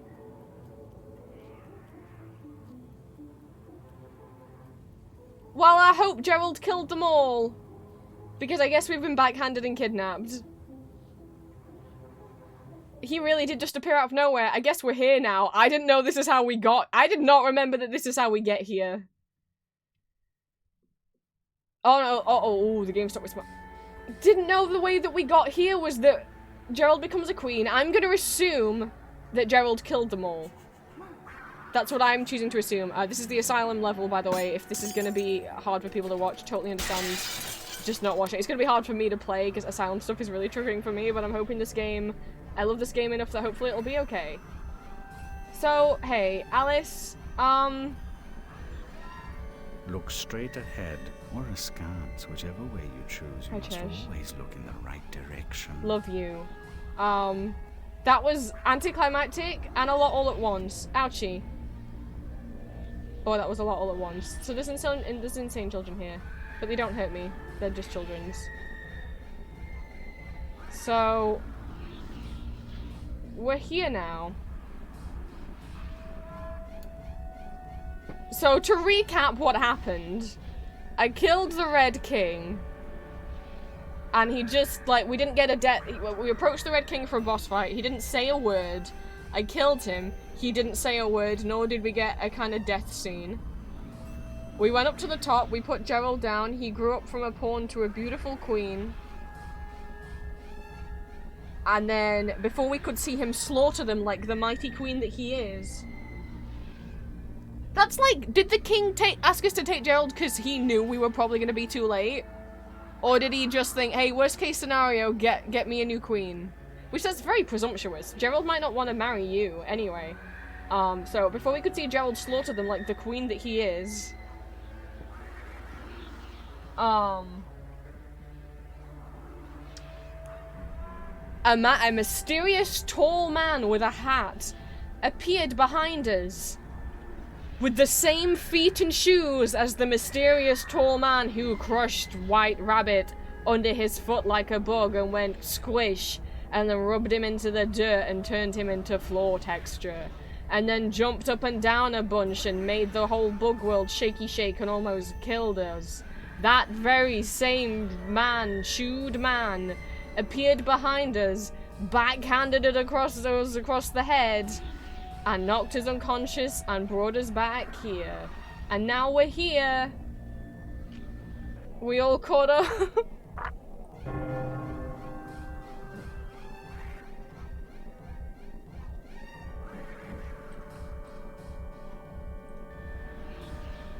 There's insane children here, because this is the asylum stage, so it's not going to be the super funnest time.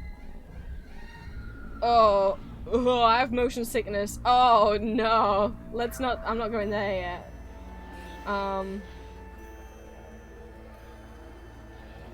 The insane- oh, I have- the insane children don't harm us, though.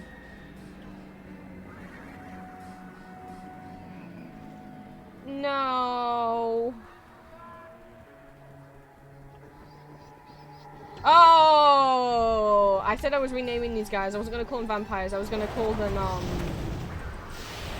Oh! Who the fuck are you?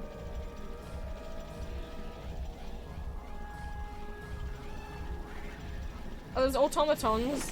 I said I was gonna call them, like, Reapers. That's right. I'm gonna call them Wraiths. I'm changing it again. I'm gonna call them Wraiths instead. Do the croquet mallets work on you? Boy, I really hope they do, because that's all I know how to do.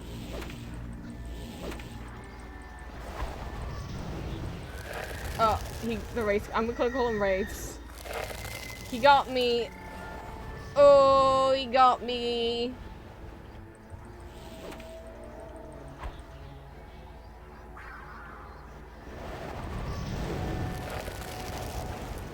It doesn't do any damage when he does this, though. I guess it's then he gets close and that's when the damage gets done.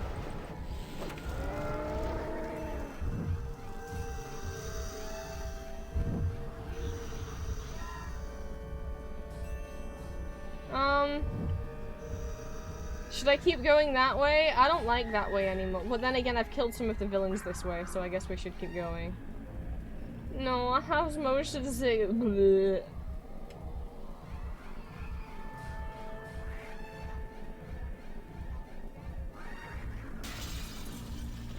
Ah, hello.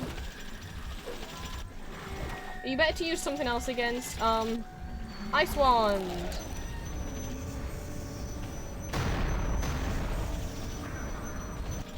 That didn't, I don't think- oh gosh!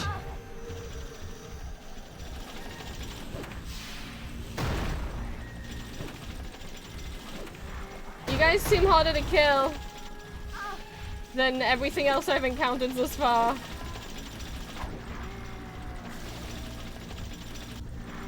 Alice, use the- oh, I didn't realize I was almost dead.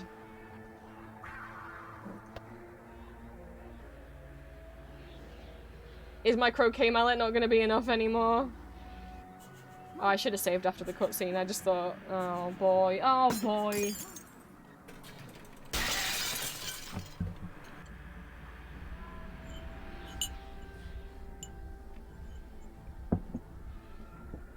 This place feels like it's gonna be the worst. You know, I didn't like Bugtown. I think I liked this a lot less.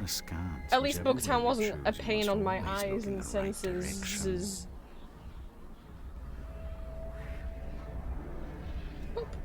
Okay. Maybe I need to- let's go this way instead. I'm gonna save. Just so we don't have to keep doing the cutscene every time.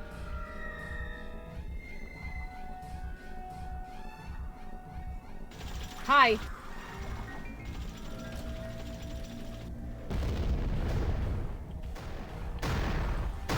God, I really would love it if like, but I'm like, I want my weapons to be good enough. I didn't get enough, like, I don't know if they, oh great, the croquet mallet's fucked itself. God, they, Jesus, they've got range. Oh my God. Child, please. Wow, I'm dead. Is there a better way to fight these things?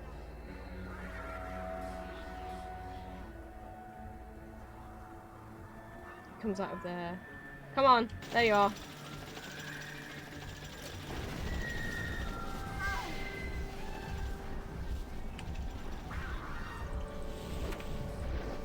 What am I doing? Jesus thick Christ! And the croquet mallet's glitched out and it's not targeting anymore. I love it when it does that. That's so helpful.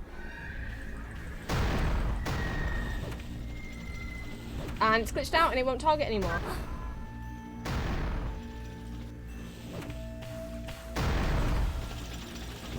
This feels like a little overpowered. I'm almost dead again. And I'm running out of mana. But what else am I meant to do? Like, I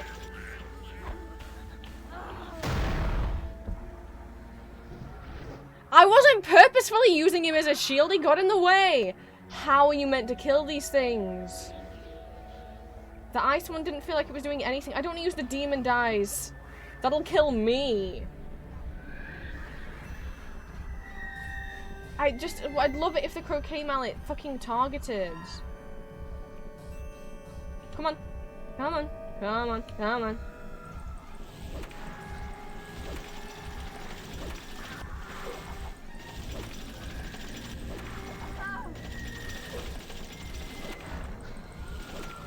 Okay, so better keep paralyzing it.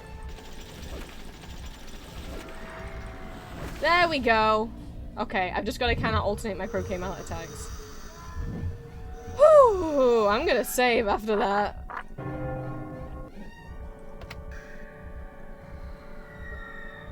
I wasn't using a child as a shield. He got in the way, which I'm gonna, when I see a tunnel, I'm gonna take it. Hello, sir.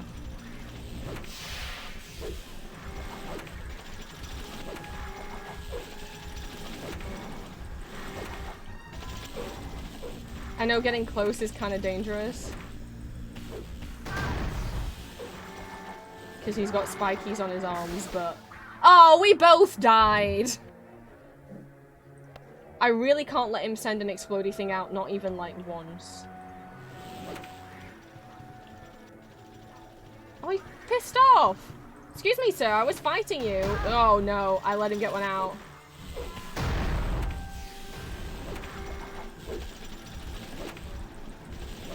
They deal so much damage.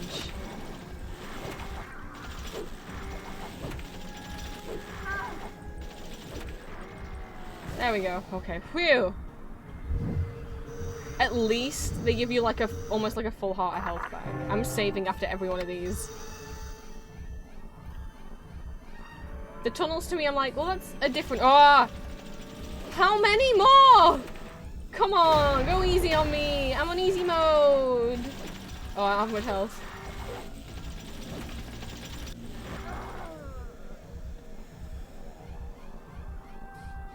I feel like there's gonna be a lot of reloading. Come on, come on, come on, come on, come on, come on, come on, come on, come on. God, another one of you better not appear right now.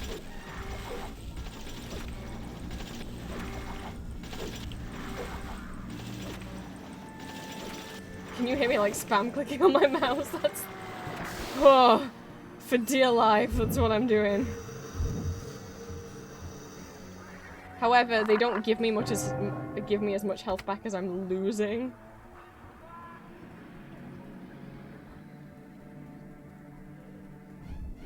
Oh, don't mind if I do. Okay, my theory about that these will always lead somewhere was not correct. I was like, maybe because it's like different environmental... Oh. I'm full on mana. Oh! Not for much longer though. These aren't actually that hard to kill. Like, that's it, he's done. I'd rather deal with the wraith. I don't know the names of the things. I guess I'll go this way then. He came this way.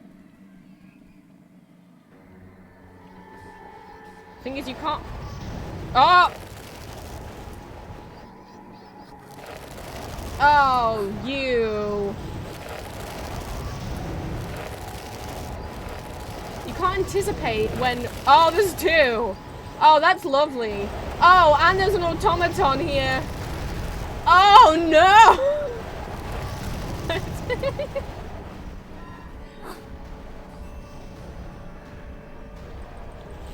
What I was gonna say was, you can't anticipate when an automaton's gonna pop round the corner. Because they smash out of the mirrors without any warning. Gimme, gimme, gimme, gimme, gimme, gimme, gimme, gimme, gimme, gimme, gimme.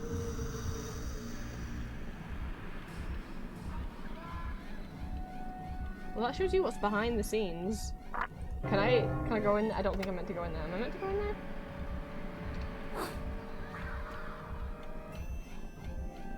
Well, I think just because I can doesn't mean I was meant to.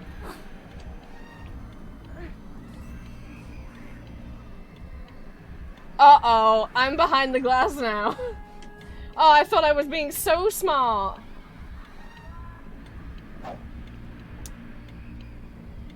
Uh-oh.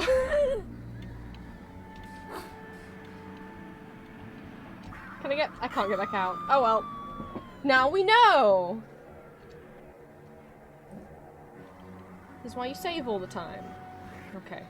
Huh! There was a robot man. There was, I swear I'm not crazy. There he is. Come here. These things are like overpowered.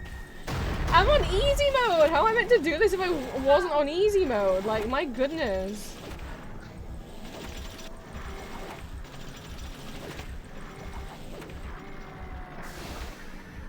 All that health I had, and look how far down I am again. I'm literally saving after I kill every single one of them. And now I've also got to look behind me because the wraiths can just show up, I guess. Fucking. Oh, hello.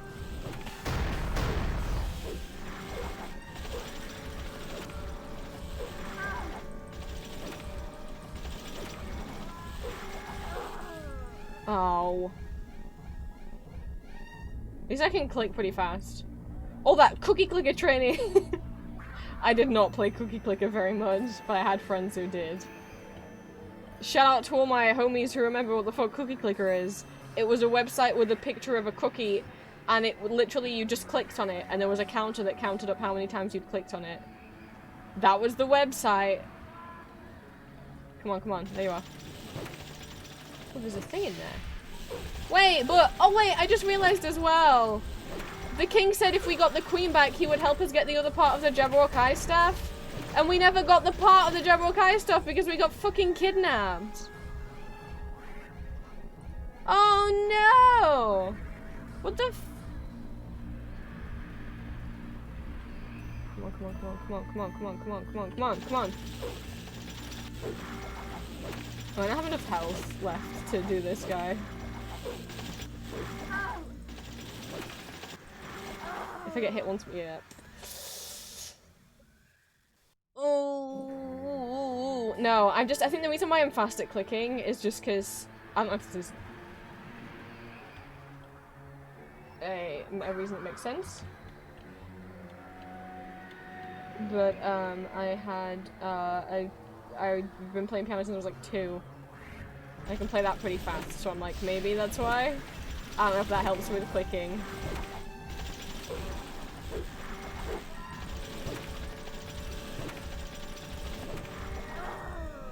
Okay, this is a problem.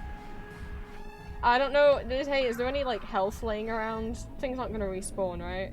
Is there any health laying around that I just like didn't get?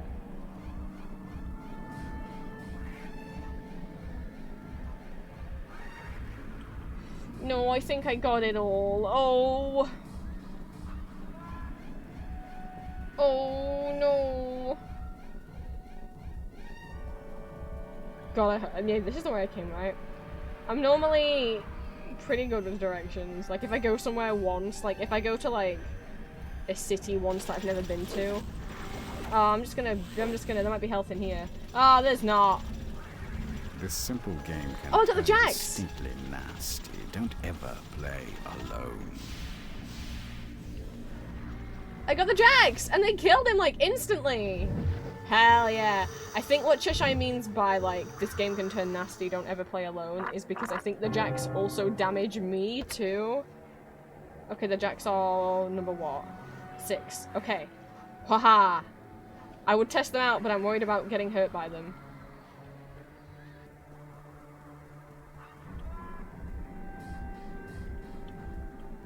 I just saved, right? Yeah, I think I'll just let the jacks in my hand. Oh, fuck it, we'll save again. Oh, which direction did I come in? I got myself all confused. Oh, well, probably not that direction. Uh-oh.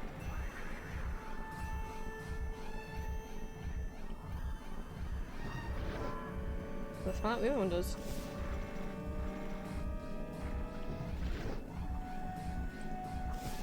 Is he alright?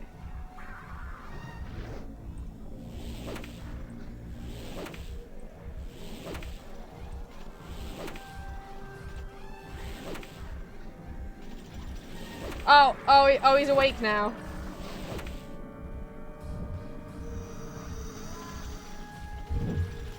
Oh, a friend. Oh, how nice. Oh, 2 friends.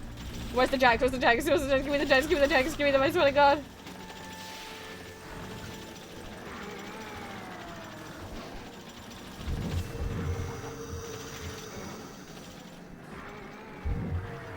Wow, the jacks killed them like instantly. That would have been nice to have earlier. Yeah, I think he just had a long day. There's another one. The fact that there's even more of them over here makes me feel like maybe Wah! I'm going the right direction. Oh my God, it only takes 2 jacks to kill them. Also, yeah, no, it doesn't damage me. I don't need that, okay. Whew.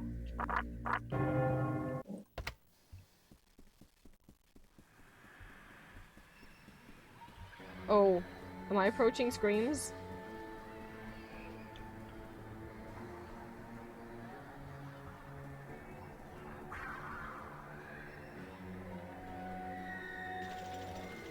Where from? Where from? Behind me.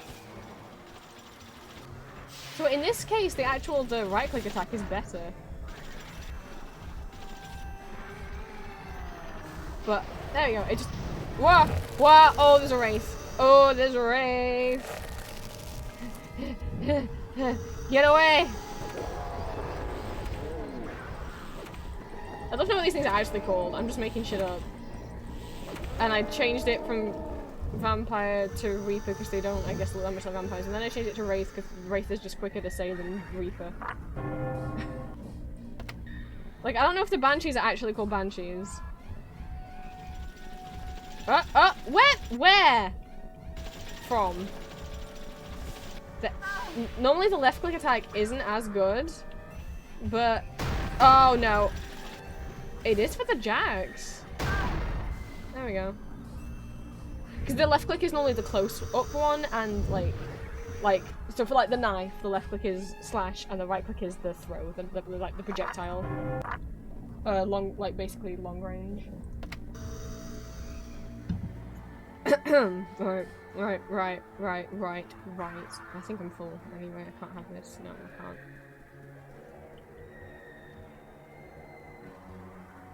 God, I hope I'm making progress. I'm kind of feeling if I'm going in the direction where there's enemies, I must be getting closer, right?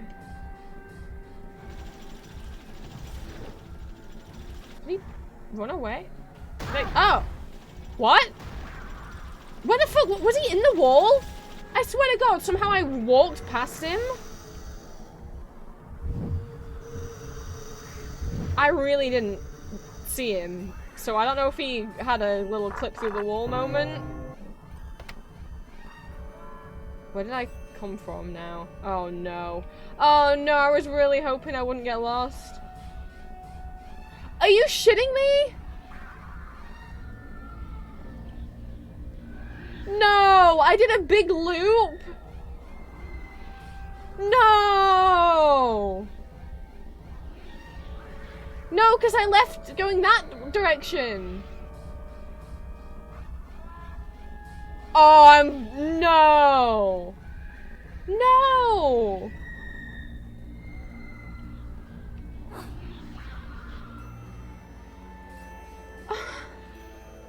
No. Oh, which way did I come from? I don't even know.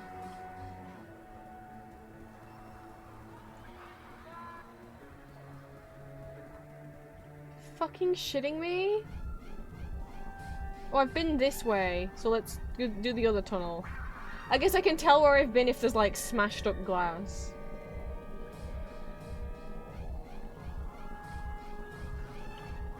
Nope, that's a dead end. No!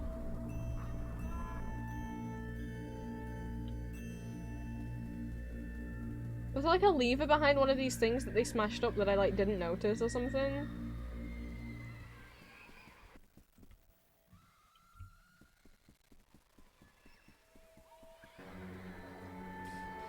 No!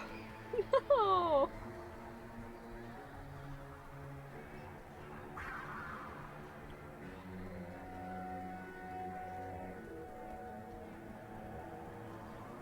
Okay, I've been that way because that's all smashed.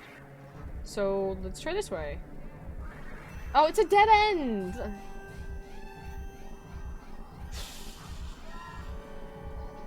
Oh, hi.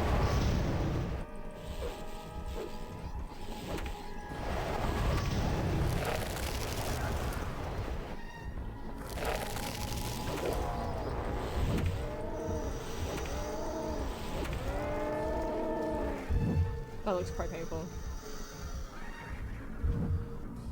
I mean, I've already been here though. I'm gonna keep the jacks out because that's way better against the robots. Like, I'm like, unless I missed something. So I'm gonna check all the hidey holes.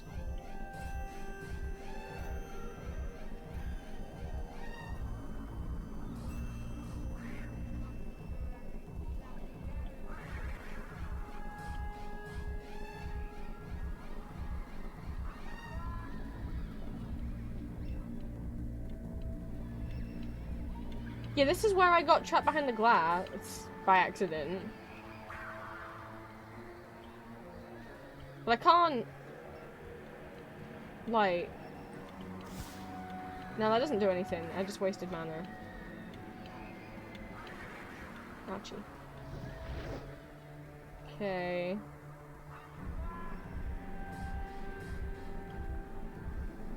And then that's where the other side of that was, because I remember I jumped on the thing. And it doesn't lead anywhere. Like, I jumped on that and it didn't do anything. And when you jump over there, that doesn't do anything either.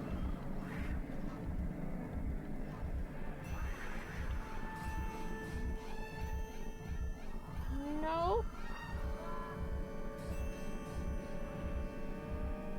Hey, Cheshire. Got a hint for me, buddy? The bigger they are, the harder they fall. Oh, thanks, bud. Oh, it was so helpful.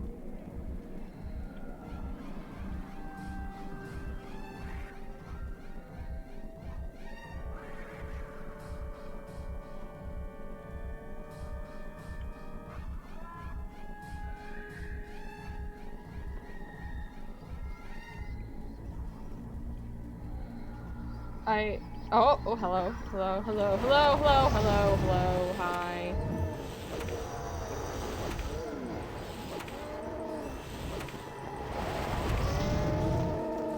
I mean, I don't see how I missed anything. But the problem is, though, if I jump back behind that glass again, I'm not gonna be able to get out. You can't jump back out. Like, I went back there. There wasn't anything there.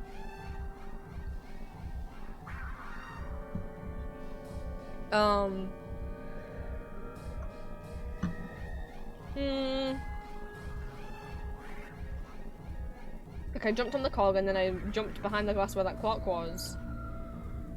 And there wasn't... I couldn't get back out. There wasn't anything there and I couldn't get back out. What do I...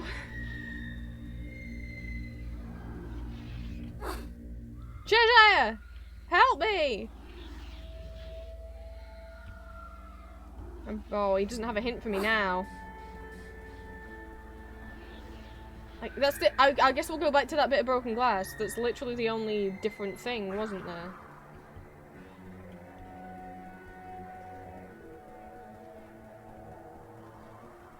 I don't like that I'm starting to learn the layout of this bullshit.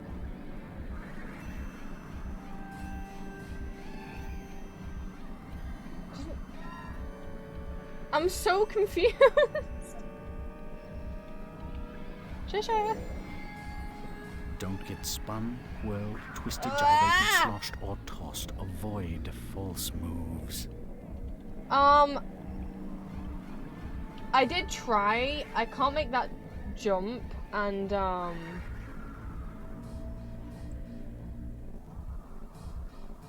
could. Well, I couldn't make the jump when I tried it. Let's see.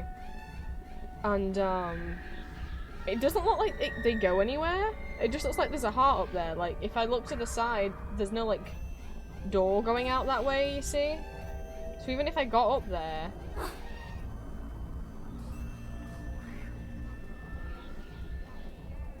there's no pathway up there.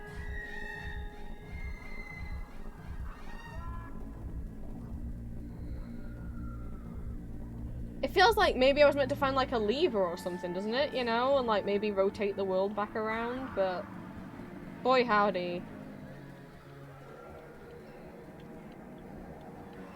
I don't want to go in there again and not be able to make it back out, but alright, let's save here.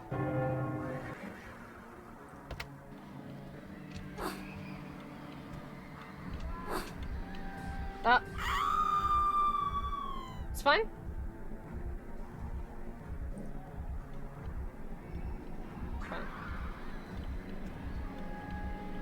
Made it up here before somehow. Yep. Up.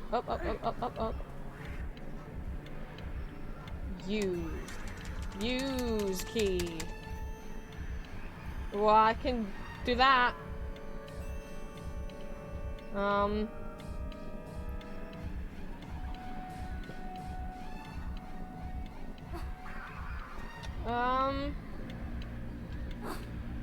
Oops.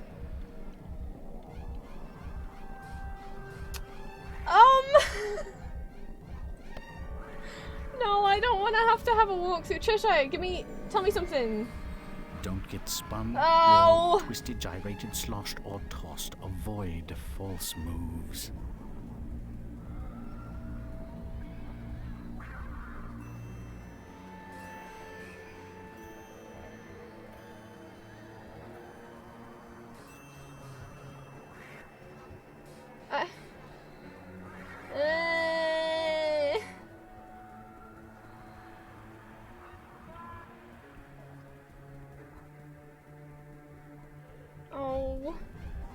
Oh.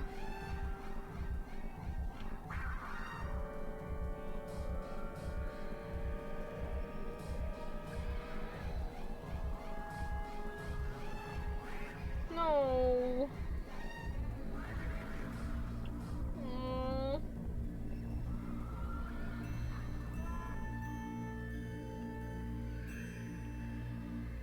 I don't understand. Cheshire. Paths that end in trouble are all the same. They only appear different when you don't know where they lead. But I do know where these lead. Round and round in circles.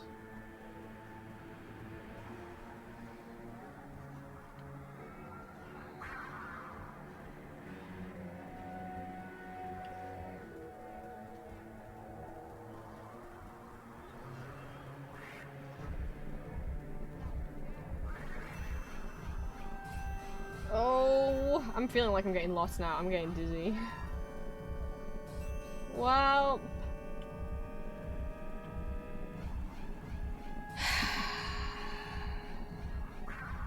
Yeah, no, we don't shame people for using walkthroughs here. It would just be satisfying if I knew what to do, where to go, but...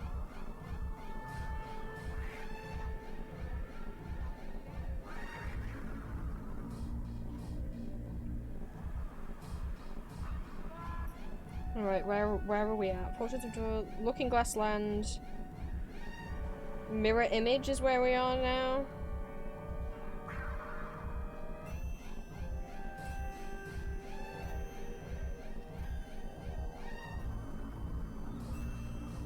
I have to break the clock!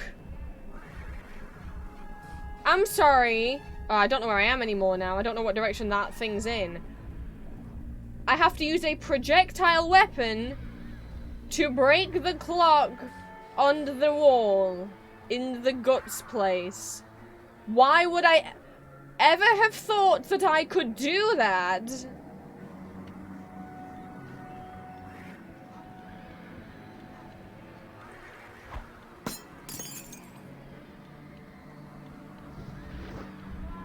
I mean, okay, so the way that just broke just then, in the cutscene at the beginning, you did see the clocks break. Okay, you did see Tweedledumfog at the machine, fucking,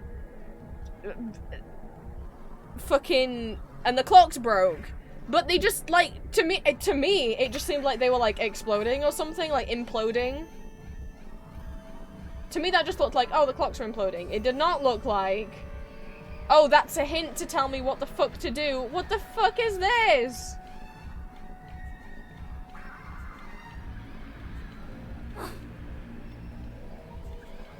What? Oh, it's just a wraith. Oh, it's just a wraith.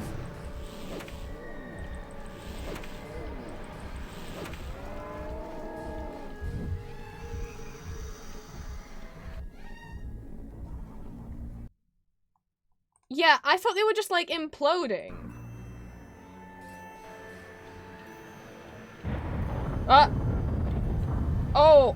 Oh, we're going on an adventure.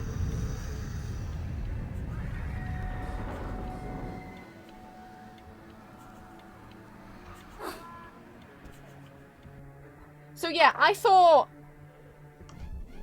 What the fuck? I thought they were just imploding. At no point did that look like it was trying to tell you, hey, if you see a clock, break it. Like, maybe if there'd have been a voiceover from Tweedledeedle being like, oh no, the clocks, whatever that happens, the clocks can't break. You know, like, something like that. I'm not saying I need baby hints, but I'm saying that was not something that... At no point in this game have we had to fire something at an object. Like, there's literally been clocks, like, in other rooms, in other stages in the game.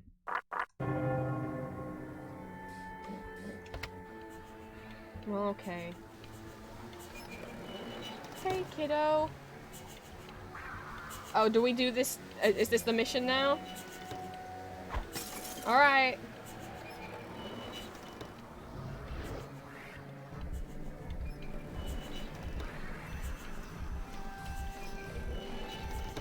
Oh, hey, who was the person who didn't want there to be giant spiders? Because boy, do I have bad news. Oh my god, did it poison me? Oh, it's got like a doll head on the back of it. Well, someone was like worried about spiders, so I guess they're here. It looked like a mechanical looking spider with like a porcelain doll face as its body. You guys having fun?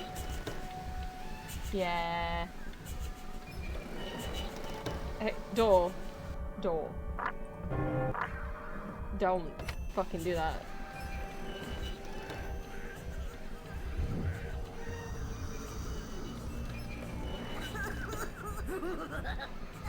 Oh. You guys are- oh, hi. Oh, no, that's cool. It can swing from a web.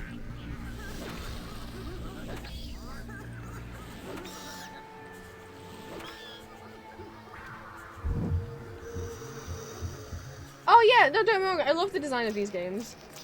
Hi.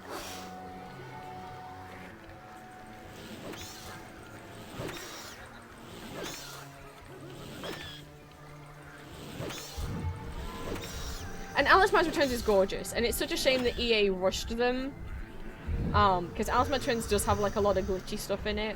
Any glitches on this game, I'm not blaming this game for. Like, this is like a kind of emulated almost version of the game. Well, it's not. It is the original ROM file, just like kind of remastered and made to somehow work on Windows 10.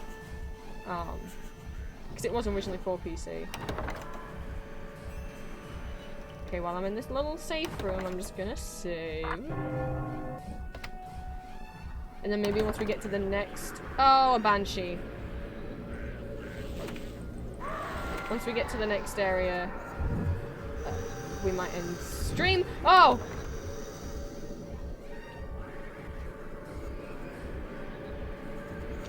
That was unexpected.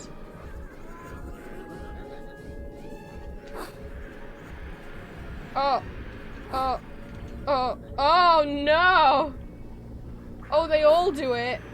No! No, no, no, no, no, no, no. I think I'm stuck. I'm stuck? Alice has gotten wedged. I actually can't move. Okay, well... I'm here now. I think I fell through the stage? I got stuck between, like, the two platforms. Oh, well, oh, but I'd really like that health, actually. Oh, hi. Okay, this is gonna be a fun time. I'm gonna open the wrong door, aren't I? Yep. Of course. Alright, you come at me before the stage starts wibbly wobbling.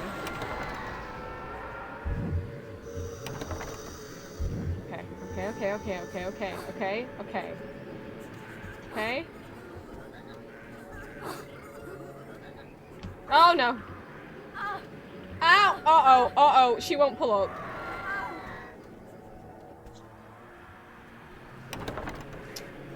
Oh, Alice. Oh, Alice. Oh, hello.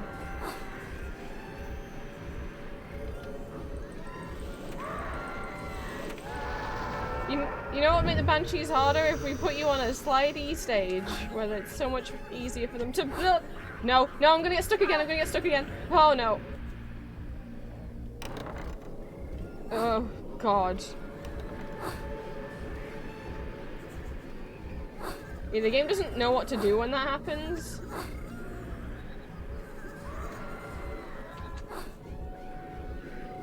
Just let me get up here, and I hope here doesn't tail. Oh, of course it does. I'm sorry, are those children in a cage?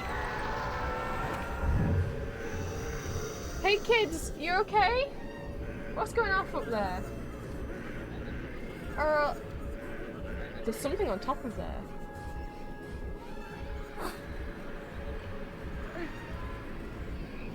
I assume there's a clock in here. Oh, it's already broken. Are the beds bouncy? No. Bad game design. I actually need to run to the bathroom.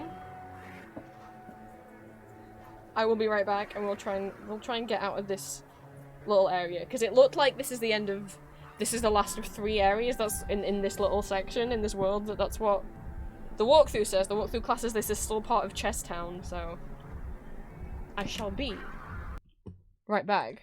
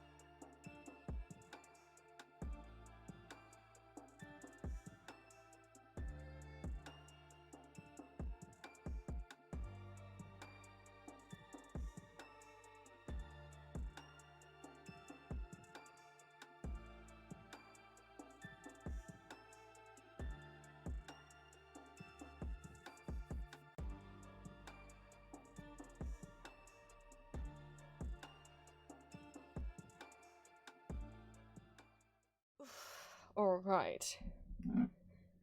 Oh, Tippy Tower. I want to try and get on the top of that thing with the kids in, but... Because there's a post up there, but I don't know why I'll need it, because I've already killed the banshees now.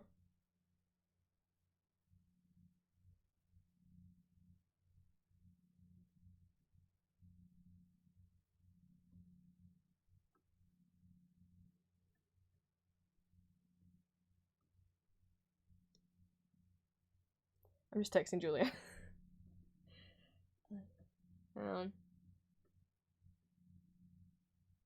She's at work.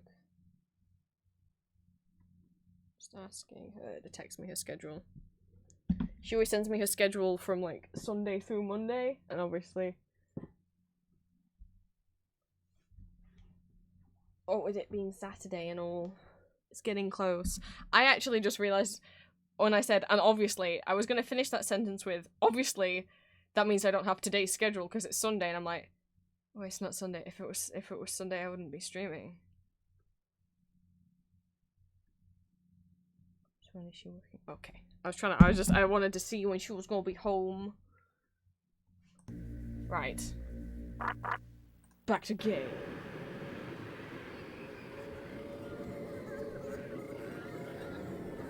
I'd like to make it up there. What? Why are there just also like steel beams up here? Does that feel like it goes? Enough. It don't. Oh no! That's fine. It's fine. Well, I'm not gonna be good at getting up there then. Huh. And hup. I'm sorry. Where's the banshee? It just screamed at me. Where is it? Come fight me while I'm on stable ground. Are they bookshelves? What the fuck? I heard it. Coward. Well, I don't know if it's worth getting up there to get the potion, because it didn't seem possible. And I don't see what I would need the potion for. I say that now. I'm gonna have regrets, aren't I? Well, kids, you guys have fun. Oh! Say, fruit.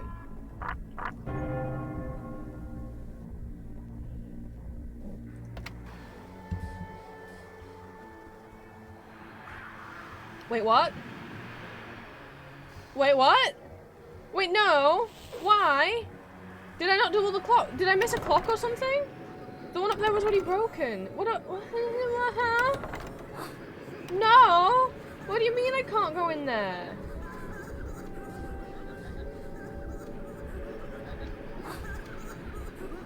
I don't understand how I meant to make that jump. It can't just be that I haven't gone up the top of it. Did I miss a clock? Is that what's happening? The one in there is already broken.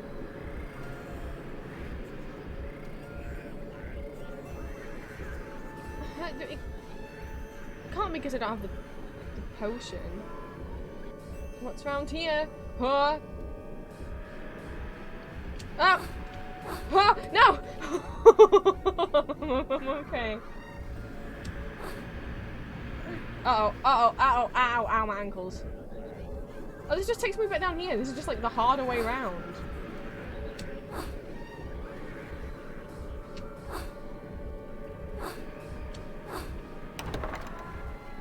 Oh! Hi!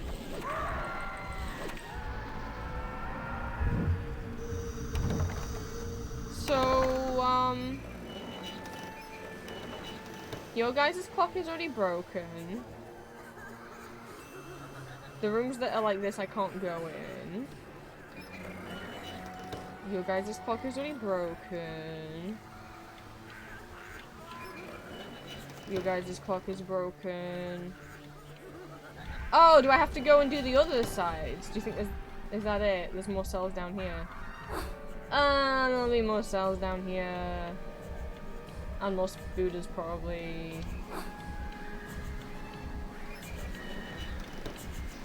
I fucking knew. I was like, That's a spider on that bed. That's the exact kind of face they have on the bag. Oh, that's creepy. It just can like blend in with the fucking... Well, it got itself a little stuck.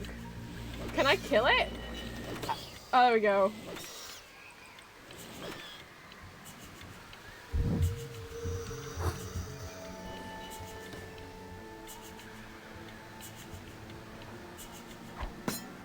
It's easier to do it with the knife.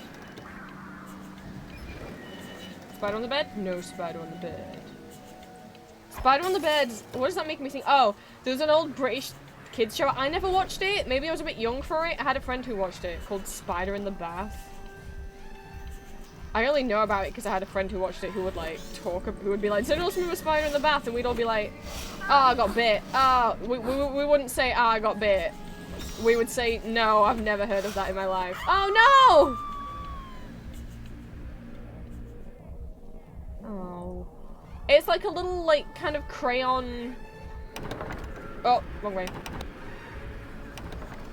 Drawn, like, Oh, no, right way, I'm over here. Ah, balls.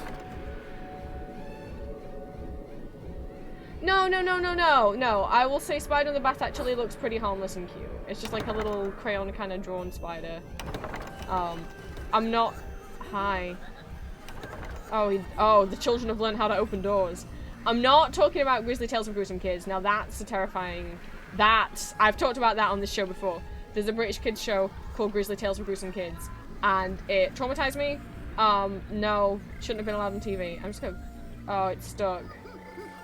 Hey kid, you broke the door. Hope you're proud. Grizzly Tales of Gruesome Kids was like this horrible, spooky, stop-motion old man who ran this theater with his pet spider. Who, bless, the spider was really sweet, and that old man used to fucking torture the spider like every fucking episode. Like, hashtag justice for Grizzly Tales of Gruesome Kids spider. And then, but he ran like a theater. I did not press the jump button. And he ran like a little theater, and he'd be like, "Here's today's morality tale," and then the theater would start playing. Like theater isn't like cinema, like an old cinema, and it would start playing a quote-unquote movie, which was a 2D animated segment that would have some kind of morality tale warning for kids.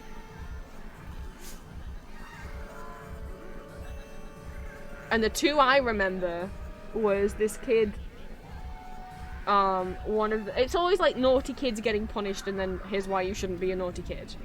And one was, the two that I remember is one where this kid was like to torture bugs, so like captured a spider in like a glass jar and would like pull off its legs and like burn it and stuff and killed it. But the spider was pregnant and the ghosts of all of its babies like appeared on his windowsill and then like went down his throat while he slept and sewed up all of his, put like cobwebs in his insides and then he couldn't talk anymore. So that's that episode. This aired on CITV. Daytime kids show. Like, and then the other episode I remember is this kid was like, I went back and rewatched this episode a while ago because I'm like, I remember him being like terrible, but he's really not that. It didn't seem like he was the worst. Like, he just wanted to buy sweets and his parent and his mom and pushing the pram with his little sister in was like, well, we don't want you to have sweets. So, I mean, maybe he was also just a bit badly behaved, but doesn't warrant this. So he like sneaks into the sweet shop while his parents aren't looking, and the sweet shop's run by this old creepy man. And he's like, "Do you want to come into the back room and try my special sweets?" And the kid's like, "Okay." Now I know where this sounds like it's going. And the thing is, you're like, "Oh, is the morality tale of this episode like stranger danger?" No. No, it's not. That old man is like seen as like righteous in the story, so he lures the kid to the back room, and the kid's like, "Wow, you sure have a lot of these cardboard, like these 2D cardboard cutout displays of children, like the ones in your window, and there's a whole group of them back here. Wait, are their eyes moving? Hey, mister, this sweet tastes funny." And he passes out, and he wakes up, and he's been turned into a 2D cardboard cutout and put in the shop window and he can't move. He can move his eyes, but he can't talk. He can't move any of his limbs. And his mom passes the shop and looks at him, and he's trying to be like, Mom, it's me! And she just like is like, huh, and then walks on by. And the morality tale is, don't eat sweets. You shouldn't eat sweets. You should always do what your parents say. Do what your parents say. And I'm like, I'm sorry, I don't think the villain here is the child. I think the villain here is the old man who lured the child into the back of his shop. So yeah. Anyway, I'm curious what the ice one died on me. So yeah.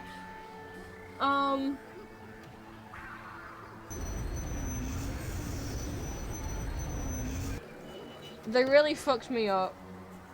Like, I don't know who those shows were for. Because, like... if they were for kids who do act out and are badly behaved, I don't think that show is gonna scare... kids who are really badly behaved will just look at that and be like, yo, it's just a show, it's not real, you know? And they'll keep badly behaving. And then kids like me who are really anxious and well behaved, that just then terrifies them. And now they got anxiety. Let me change. I'm gonna change back from the bubble, bob. And like, and then, yeah. Don't get me wrong. All the other shows I watched as a kid, very much suitable for kids. Grizzly Tales is like a one-off of being really fucked up. It made me really not feel okay. I don't get who the target audience was. And it's not that you can't do spooky shows for kids, because there's a very good spooky show for kids that I loved. It's called Scooby-Dooby-Doo. Where are you? We've got some work to do now. Scooby-Dooby-Doo. Something else. Anyway, point is...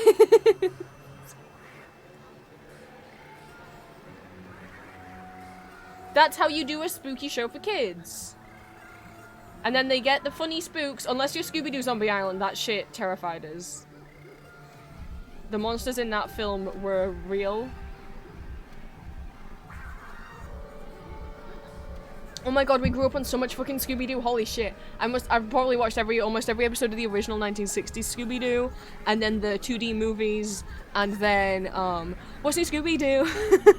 And then, I don't know if anyone else remembers this Scooby-Doo show, which was like just Shaggy and Scooby living in like a manor house with like a robot butler. I'm like the only person who remembers that one.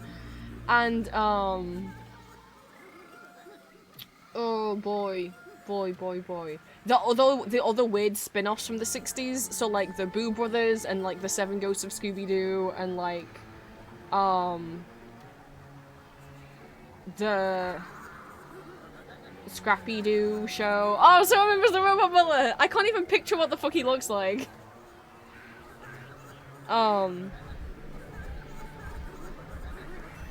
Me and Julie were rewatching some old Scooby-Doo at one point, because she also watched, like, we watched a shit ton of Scooby-Doo. Whenever we'd go on holiday, we'd bring, like, Scooby-Doo DVDs with us and watch them, and then we'd end up, like, finding secondhand Scooby-Doo DVDs and VHSs, and then watch those as well. Yeah. We love Scooby-Doo in this house. Hex Girls is a bi-awakening, it's more likely than you think.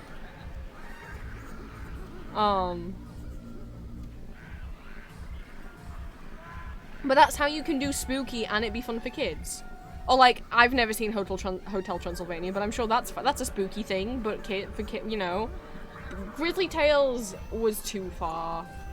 And it aired on the same channel that had fucking Pocoyo and NG Benji and like, you won't know what any of these shows are. But like little kid shows. Like it didn't air on the same channel as like Ben 10 and like it didn't like air on like a Cartoon Network type channel. It was for younger kids, right? Like it aired on like a channel that would have shows like fucking Teletubbies on it. That was really not okay. Shaggy and Scooby-Doo Get a Clue, that's what it was called. My goodness. Over the Garden Wall is definitely way less scary than... And then that's what baffles you, because you're like, Grizzly Tales wasn't even on, like, you know, kind of like... So over here we have CBBS and CITV, which are for, and like Milkshake, which are for little kids. And then CBBC's for slightly, like, older kids. Hi, doll! Don't listen to me explain it. CBBS. Why did I say the word CBBS? There's like enemy spiders in this stage, and I was talking about how it reminded me of Grizzly Tales for Gruesome Kids, and then I was explaining to the children in the audience, that's a joke. I didn't mean to set the bomb off. This is an 18+ stream. But I was explaining the concept of Grizzly Tales for Gruesome Kids, and now everyone's horrified. But welcome in, Raiders! Welcome, welcome. Doll, thank you so much for raiding. Let me give you a shout out.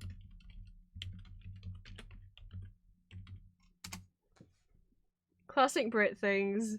That's right. Ooh, we're playing games. Question, if you honk a clown titty, would the noise be higher or lower, or the same as their nose? Okay, okay, interesting. Because normally people ask, would it honk? Which I feel like is just a silly question.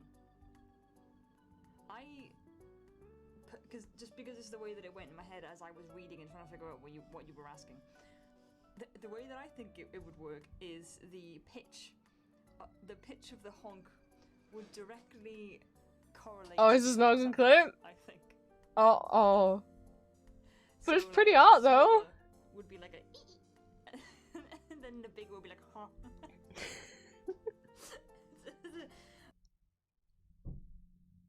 Welcome, welcome in, Shifrolet. Welcome in, everybody. Where's my thingy? I have a thingy to read because I don't remember to say stuff. So hello, Raiders, welcome. You can call me Prince. I'm a neurodivergent trans vampire. You're welcome to become one of my children of the night. I am an 18+ content creator, voice actor, and illustrator, as well as a VTuber and variety streamer. I post 3 audio roleplay ASMR things a week over on my YouTube. All my socials are linked on my card if you type !socials in chat. And I have an Etsy shop where I sell original art and fan art under the name Empty Masks. We stream every Fridays and Saturdays. I hope you enjoy your stay. Doll, if you or anyone who came in with the raid needs to go take a break, get some food, get some sleeps, whatever, it's absolutely okay to raid and run. If anyone wants to lurk, feel free. If anyone wants to chat, say hi, do feel free. We are playing a horror game at the moment. We're playing American McGee's Alice. At the top of chat, I have a little thing pinned if you extend that out. There is a link. I'll put it in chat as well, again. To a trigger warning list for the game.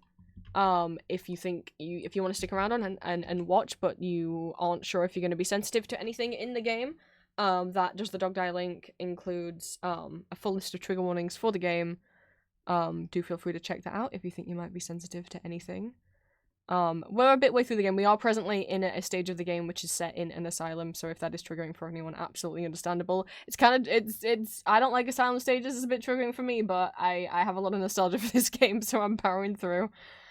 Yes, I love OG Alice. So most people know Alice Man's Returns, which is the sequel to this game. A lot of people don't know that it's a sequel. This is the first game, American McGee's Alice. It came out in 2000, and I always wanted to play it, but, well, I think I found out about it when I was like 11, 12, and I always wanted to play it, but, 1, there was no way my parents were going to allow that, and 2, it no longer worked on modern operating systems, so I would just play the little free demo that I don't have anymore, and it's, the old EA website doesn't exist anymore, so, but I got my hands on a copy that works on Windows 10, like a ROM rip. And, so we're playing through where, I don't know how far we are through the game, maybe we're past halfway? Maybe we are, maybe we're getting kind of close to the end of the game. I'm trying to think how many stages there are, how many worlds there are in the game, but I don't want to look up to see the order of the worlds because I don't really remember. Back when I first got into the game, I watched a playthrough of it when I was about 11 or 12, and, played the demo, but that's it. I've never played the game for myself, and I've never watched a playthrough of it since. So there's a lot of stuff happening that I don't remember. I remember the story and some of the cutscenes, but in terms of the actual like level designs and the enemies and stuff, I don't have much of a memory of. But feel free to stick around for some spoops if you feel up to it. Clear off your makeup, I'll be lurking. Thank you so much for the raid. Absolutely okay. I hope you feel nice and refreshed.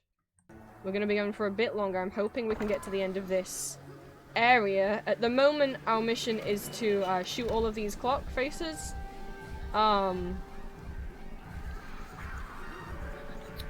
Which I had to go to a walkthrough for because I forgot to joke.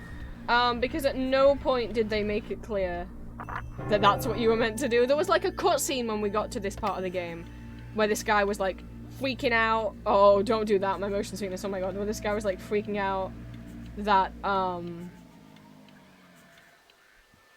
the clocks were breaking, but it just looked like they were imploding. Nothing was being shot at them. And so we just kind of got stuck because we didn't know we were meant to shoot the clocks. Oh. Spider on the bed. Spider on the bed. And it's, again, I can't quite kind of get to it. Ow, don't shoot. Don't vom on me. Am I hitting it? It looks like it's bleeding. I don't want to hit the child. Ah, there we go. I was like 11ish. I came across a playthrough of the Asylum scene from Madness Returns. I would like to. I have played Madness Returns before. I would like to replay Madness Returns after we finish this game. However, oh, I was like, I hope I wasn't meant to collect those. Okay, I wasn't. When I destroy those, is it stopping the gas from coming through? Maybe the kids will be better now. Anyway, the Asylum stuff in Madness Returns is way more triggering for me than the Asylum stuff in this. Because this isn't that graphic, whereas the Asylum stuff in Madness Returns is very clearly like flashbacks and stuff, and like Asylum's just really odd, nasty, triggering things for me just because of the mistreatment that would go on in them. Ow. Rude.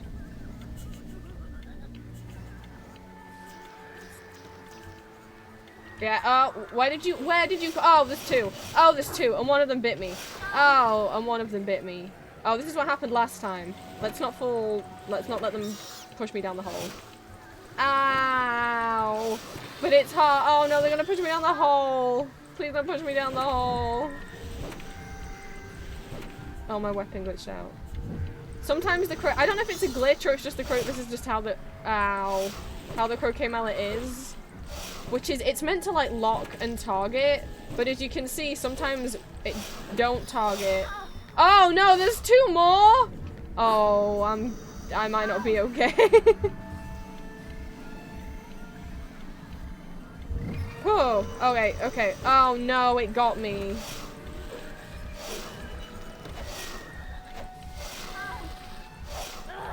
Yeah, okay. I need to be careful with that. Back we go! Maybe I'll deal with the ones in the corridor first.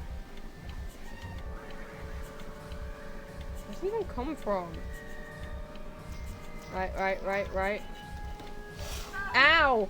Oh god, I didn't know how far behind me it was. I'm gonna go in this room. And then I'm gonna, there we go. Because there isn't any in this room.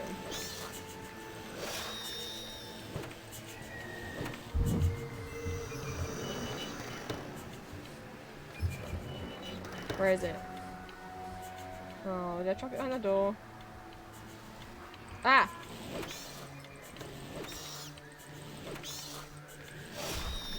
There we go. There we go. Scared to watch play through it? It's definitely...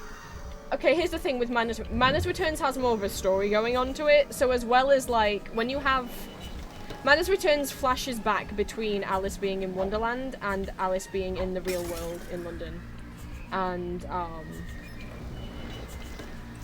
there's a lot more triggering content in there because, as well as it dealing with her past abuse, she is also presently being abused in that game. And, without... I don't want to directly spoil things because I want people to be able to go into the game blind, but I would definitely recommend if you find, these things triggering, these things being child abuse, mentions of sexual, I can't say the word sexual abuse and child sexual abuse, triggering, and also like mistreatment of patients in asylums, to approach that game with all the caution, or to not play it, or to not watch someone play it, or to watch someone play it and just kind of skip past things, you know? Do please. Does the Dog Die is a great website. Oh no, I fell down the hole! No! I forgot it was there! Oh no! That's so unfair. Fuck, alright, let's just do all that again.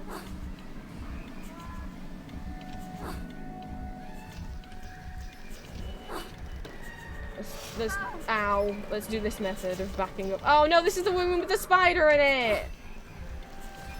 I want to go in this one. Okay. Oh wait, why don't I use the tags? The jack, sorry. Well, I didn't mean to do that. Or that. Oh, don't use the dice. Oh, I accidentally selected the dice. Okay. Whew. Oh, I'm absolutely like no shade to anyone who does enjoy like asylum-based stuff. Originally, I got enamored with asylum-based games because of my way of romanticizing my. I understand that. Though,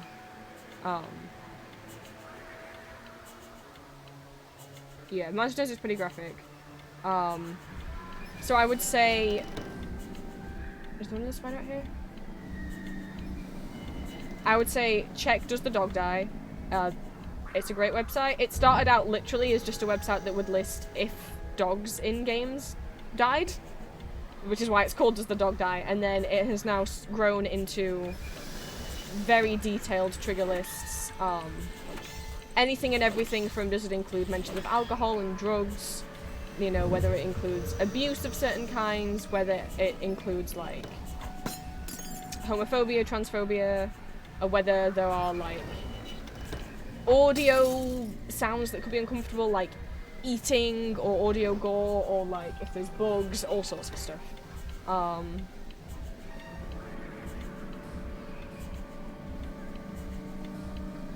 There's a spider there.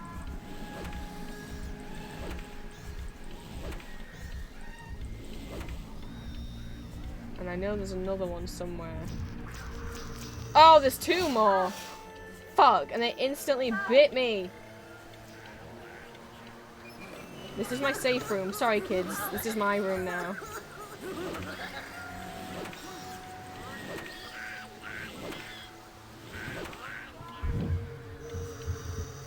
Where'd it go? Where'd it go? Where'd it go? I thought it saw it go that way. Oh, it jumped! Oh, that was cool of it. Is it dead? It's dead. Cool. Did I get the clock in here? Yes.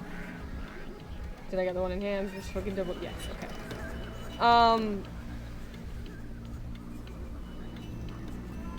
Yeah, definitely, like, I know I said, like, this game deals with, like, mental health topics, and I know it might not seem like it does,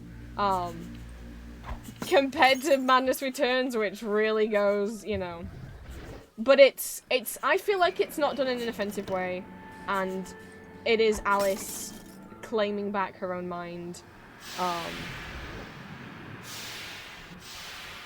and bodily autonomy, and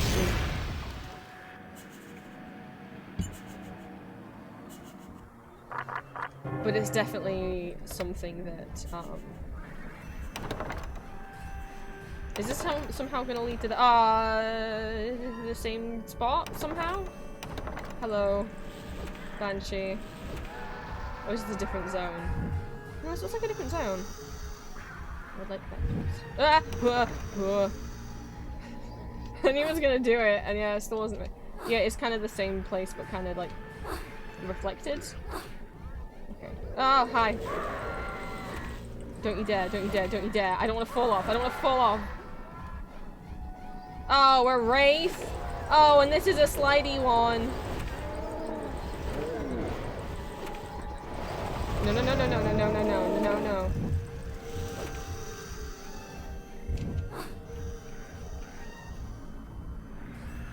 Okay. Oh, there's another cave of children. Ah! Hi! No, don't push me onto the slidey! Ugh.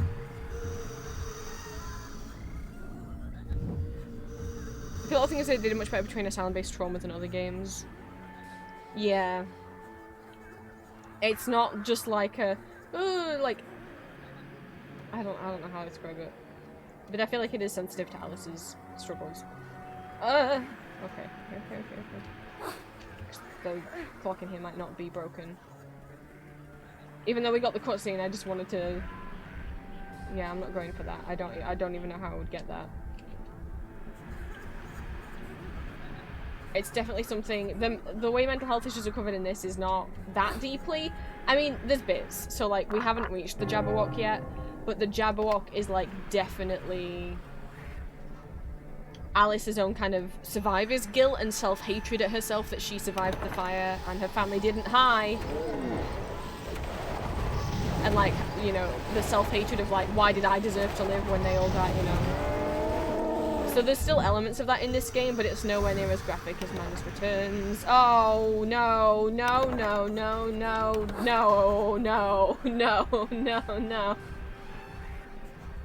Okay.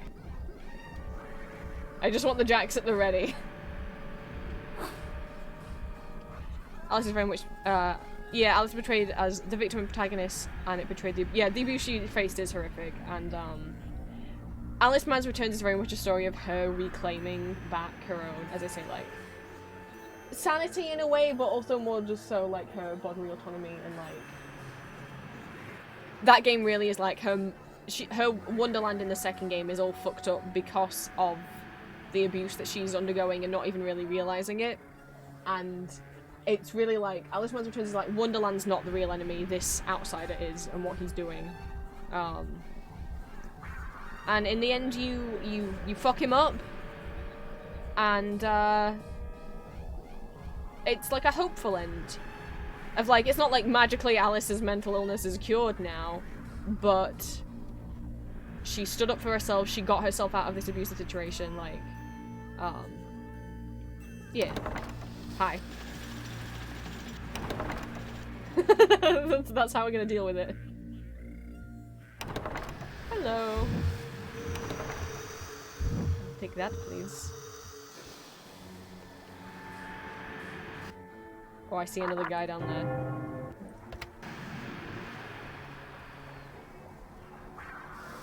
Should I go up that?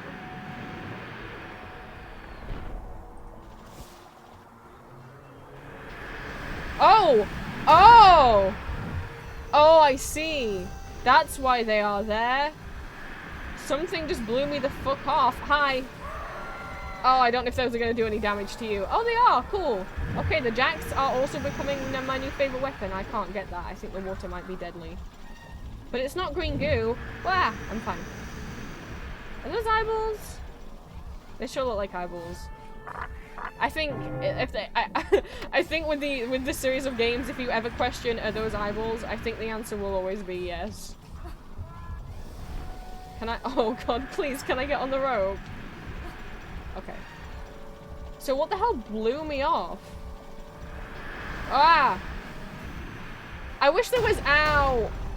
I wish there was some kind of visual showing, like, if there was like a vent with steam coming out of it, then I'm like, I understand what just happened. Ouch. But there's no visual, like, vent with steam. I mean, there's those little things. I mean, there's the sound of the wind, but boy, I didn't expect that.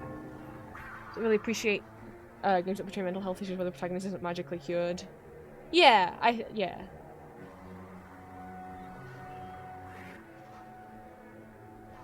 And the silent trauma specifically, the way her dream world is portrayed is very unique and relatable. Yeah, I mean, Wonderland, you know, you can choose to believe that Wonderland is real or not, but the fact of the games is, like, it's... The way the games is trying to go is if... You can either see it as, like, it is in her mind, or at least, even if it is, if you want to say, no, it's real, it's a different world that exists, okay. But her mental state is what affects and shapes the world. Wonderland is all fucked up at the moment because at the moment Alice has just lost her entire family. They've all died in a fire. She's then spent like a year in hospital recovering from the physical wounds, and now she's in an asylum. And so that's, you know, the different monsters in this kind of represent different aspects of trauma, of grief, of survivor's guilt. And even by the end of this game, she's not, as much as it might be like, oh, is she magically cured then, once she fixes Wonderland? Well, clearly not, because in the sequel she's still struggling, you know? Like, it's not... But it's a step forward. Growing up with undiagnosed OCD and still undiagnosed autism, I basically lived in my head, and it really feels like your world is being destroyed and you're choosing to state taking it. Yeah. Yeah.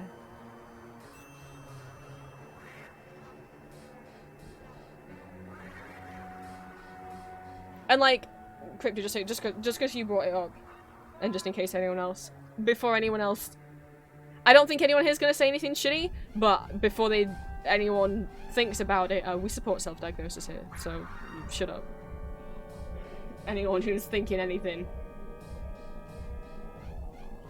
It can be really hard to get a diagnosis, either through, because it costs money. In some countries you can't just get one for free and people don't have that kind of money. The wait lists are very, very, very long in certain places, and what was the other thing I was gonna say? Fuck, what was the other thing I was gonna say? Oh, as an adult, you pretty much have to self-diagnose before you can get medically diagnosed. Pretty much every person who's got medically or professionally, I don't know what the proper word is to say medically diagnosed, I guess professionally diagnosed, let's say that. Any adult who's got professionally diagnosed as an adult, you had to start out self-diagnosing. Because as a kid, basically your parents are self-diagnosing you, right? And they're the ones who take you to get diagnosed. That's not self-diagnosing you, but you get what I mean. Your parents are the ones thinking, oh, something might be different here, and take you to the doctor.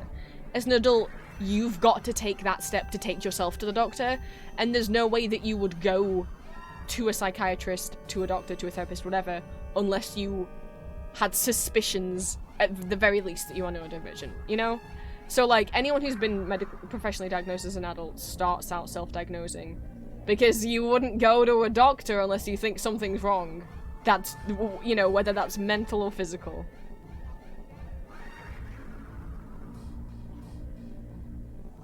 And there's a lot of stuff. I mean, I can only speak for the UK, but autism is not treated very well in the, you know, well, not really most places. A lot of doctors do not like to diagnose people. It's incredibly hard for people of colour to get diagnoses. It's incredibly hard for women to get diagnoses, specifically of autism. There used to be a belief held until like the 70s that women couldn't have autism, that it was a boy-only thing, which doesn't make any fucking sense. So even now there's still echoes of that. I've heard tales of some people being told, oh, yeah, you definitely have autism, but we don't want to diagnose you because you're so quote-unquote high-functioning. That's not a proper term to use. Don't use the words like... But I'm just quoting the doctor here, of them saying that this person was so quote-unquote high-functioning that the diagnosis wasn't going to be worth anything, and it's like, shut the fuck up, you don't get to decide that, you know? There's not a lot of support in place even if you do have a diagnosis, especially in the UK.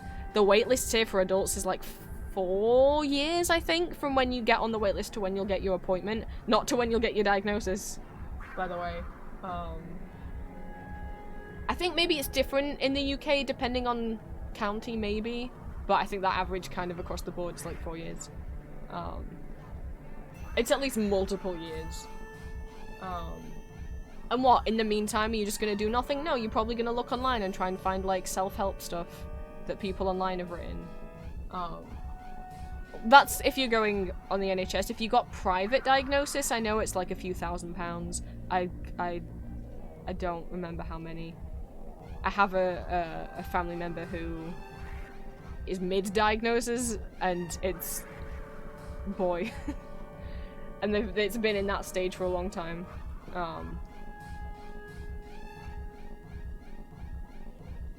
Actually, legit working on my child psychology homework right now, and my textbook actually addresses that it's a big problem with certain disorders as boy-only disorders. Yeah. Yeah, it's wild. And I know there's a lot of people out there who are thinking, who, when they think self-diagnosis, think these people on TikTok who are very obviously, like, quote-unquote pretending to have, like, Tourette's or DID or whatever, and it's like, that's a very slim amount of people are doing that, you know?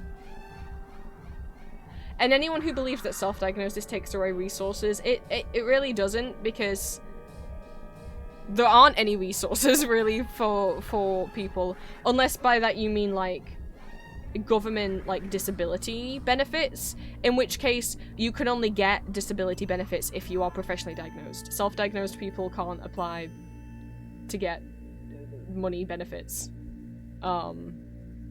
So it's you know, self-diagnosed people can't go along to like medically organized like group therapy stuff. Like, you wouldn't be allowed in. You have to be referred by a doctor. So it's like, it's not like you can access the few resources that there are if you're self-diagnosed. And like, it's real easy to slip down a bad rabbit hole with that, you know. If someone doesn't agree with people self-diagnosing as autistic, it's like, well, how do you feel about people self-diagnosing as having anxiety or depression? Because I think a lot of people say that they have anxiety and depression, but they don't have any medical diagnosis for it. But like, pretty much, if you are feeling very unaliving for a long time, I think that's fair enough to say without a diagnosis that you are depressed.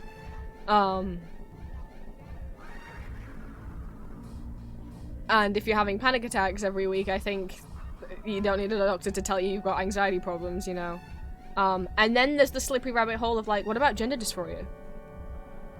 I don't have a diagnosis for my gender dysphoria.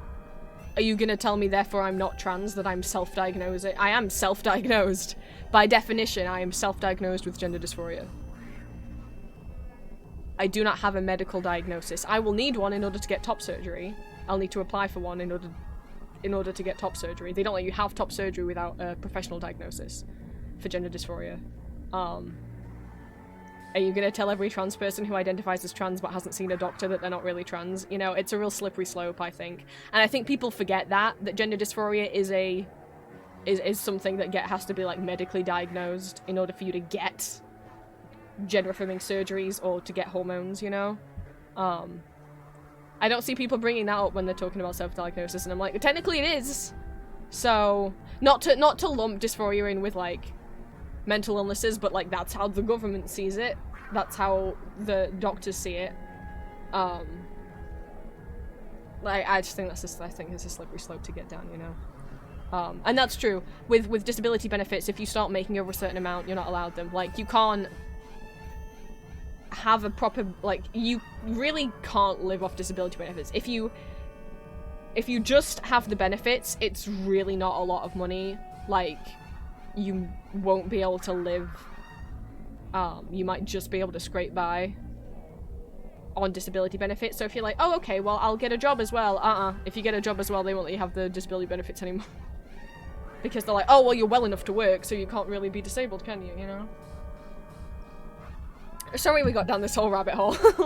But, you know.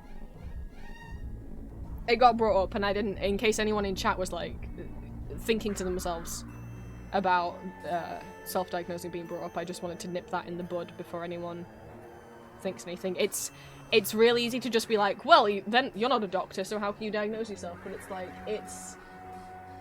a lot of doctors are ableist. Sorry to say if you haven't had to deal with them, but like, there's a lot of doctors out there, even those who are in charge of giving out diagnoses of things like autism, who use very ableist language, who will say things like, well, you managed to dress yourself today, so you can't be autistic, or like, oh, well, you made eye contact with me twice, so you can't be autistic. And it's like, you know, masking exists, right? Like, people teach themselves to like, autistic people have to, like, learn how to mask. So of course some autistic people are able to make eye contact. Like, how can you be a medical professional who knows that masking exists, and then when someone masks, you're like, nah, well then you can't be like, what would you? It drives me crazy. The stories I hear about why people have you know, had a hard time getting diagnosed, or have got diagnosed by like the second doctor who saw them but not the first, because the first one was like this like ableist asshole who was like, well, you got dressed and you can talk, so you probably, like, you know, autism's a spectrum, right? There are plenty of you shouldn't really use the terms high functioning and low functioning. Better terms to use would be like high support needs and low support needs, right? There are plenty of low support needs autistic people. The first time I walked to a psychiatrist from everything, she told me that since I can make contact and understand sarcasm, I probably wasn't that so fucking. That's stupid. You can't tell. And some of the questions. Oh, I'm gonna bring up my pet peeve. Autism diagnosis questionnaire question. Good, this is fine. You know, it's my streams. We ramble about what I want.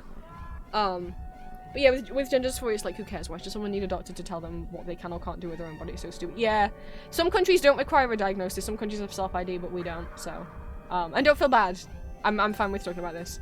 Yeah, people often know themselves better than a doctor. Yeah, I think like, it can be very hard to describe how your own brain works to someone else, you know? Like, if someone's, like, trying to I don't know, if someone's like, how are you feeling? I'm like, oh boy, but I'm gonna bring up my pet peeve question on the autism diagnosis thing, and then we can move on. The one I hate the most, which is, would you prefer to go to a museum or the theater? Ooh, and if you say museum, you're autistic, and if you say theater, you aren't autistic. Because of course autistic people can't want to go to the theater, it's loud and there's lots of people. To be autistic, you must want to go to a museum where it's quieter and there's not a lot of people, and I'm like, what if musical theater's my special interest? Shut the fuck up!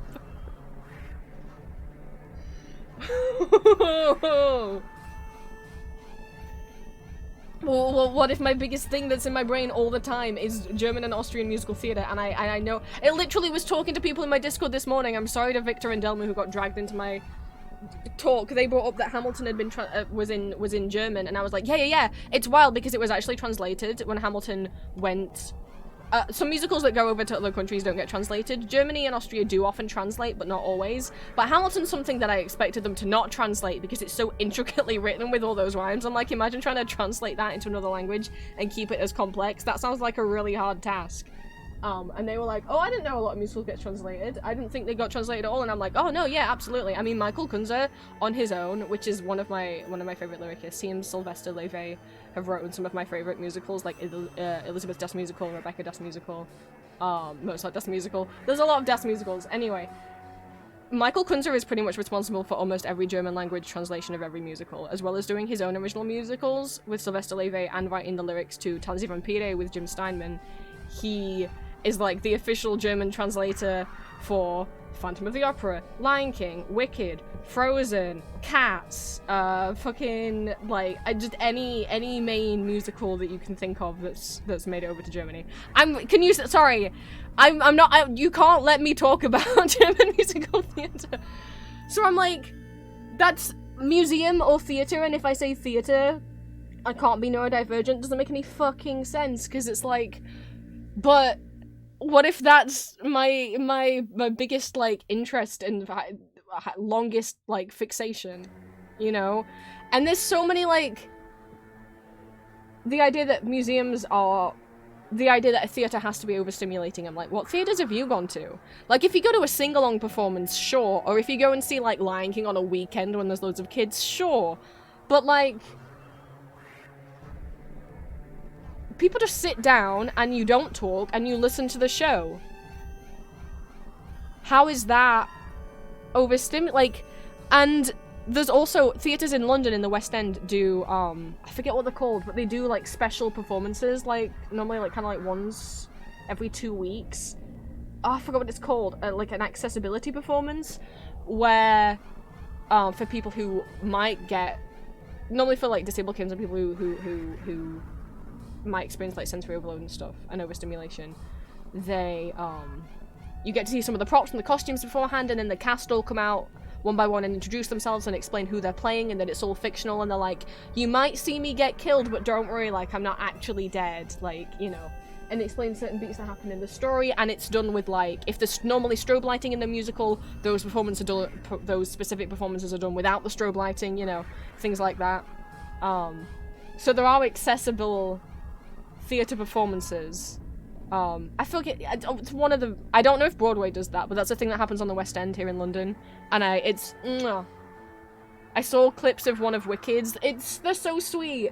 Like, who plays Fiero will come out and be like, hi, don't worry, I'm not actually gonna, you know, the thing that happens to Fiero in Wicked, I'm not gonna spoil Wicked.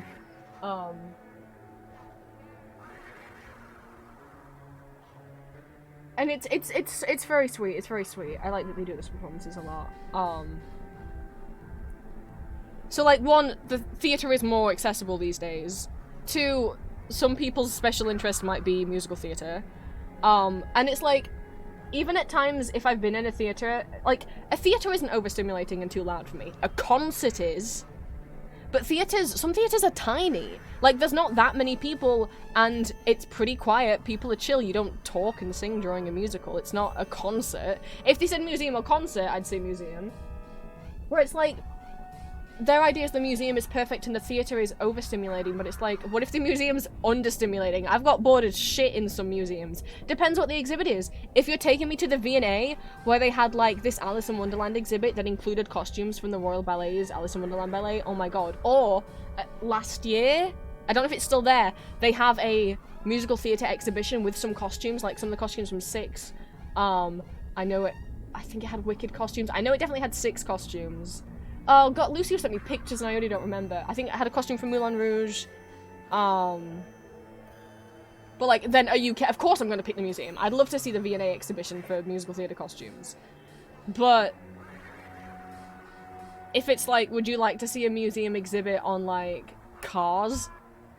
No. I don't give a shit about cars. Like, I'd be bored as shit if you took me to a car show. You know, like... And then they'll be like, well, you're not supposed to get specific with it. And I'm like, but I can't do broad questions. I need to get specific with it. Like, what is the show on in the museum? But also, if it's a musical that I really don't like, no offense, but I don't like Mamma Mia. If you were like, would you like to go see, like, an art exhibit on Mamma Mia? I'd be like, I'll see the art exhibit, please. I like ABBA. I just don't like the way that Mamma Mia's done and the plot and stuff, like... I'm like, well, I'd rather go see the art exhibit than watch Mamma Mia. But if you're like, would you like to go see Phantom of the Opera or go to a car show? I'm like, Phantom of the Opera. And then they're like, oh no, you can't get that specific with it. I'm like, well, you're stupid.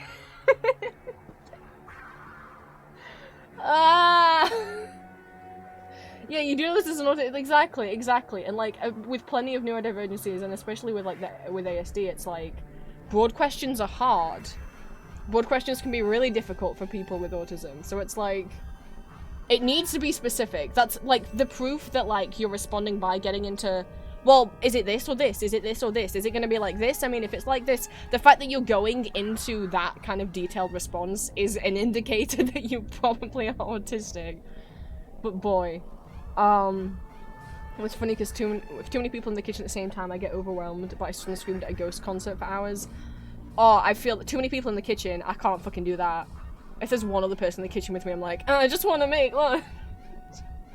But I can't do concerts. But I'm not sure if concerts is like a mental thing for me or even just a physical thing. Like, I definitely get overwhelmed, but it's also like, it's too hot. I'm very temperature sensitive for maybe mental health reasons, but also definitely physical health reasons. And it's just too hot and I get migraines. But also now I do have certain sensitivities with my ears and problems that I've developed with one of my ears over this year. So I'm like, I don't think I would be able to be at a concert without also triggering a lot of earache. And when I get earache, it causes my jaw to hurt. It's this whole fucking... Look, I've been waiting to get my jaw fucking looked at by the hospital for like... I was told that the referral would take 2 months. It's been 4, and I got a fucking text from the NHS like, hey, I know it's been 4 months since you got that referral, but like, do you still want it? Because if you don't reply to this text saying you do, we're gonna kick you off the wait list. And I'm like, yeah, I still want it. Are you kidding? No, the pain hasn't gone away. But like... And also, I find, even with theatre, I prefer watching recorded performances than watching them live. Just for me personally, it's nice to be able to sit in my own house with my own, like, just and cozy up, you know? But concerts I find too loud. And it is too many. I don't know why it feels like too many people when I've been to concerts that have been like the same size as a theater. But I'm like, maybe because they're like jumping up and down and stuff, and also sometimes you see people like passing out, and I'm like, oh no. When I've been to 2 concerts. I saw Kylie Minogue when I was like 7, and I saw Panic at the Disco when I was 16. And we were up on the balcony, and I saw at least 5 separate people get carried over the barrier in the standing area at the front because they passed out. And were in danger of getting trampled on, and I'm like, I don't like this. This makes me feel uncomfortable. I don't like seeing unconscious women getting carried. Like, I don't like this. That made me so uncomfortable. Also, it wasn't even mixed well. You couldn't hear Brendan's vocals over the fucking sound of everyone in the audience singing along. So I'm like, what's the fucking point? This has been a long run.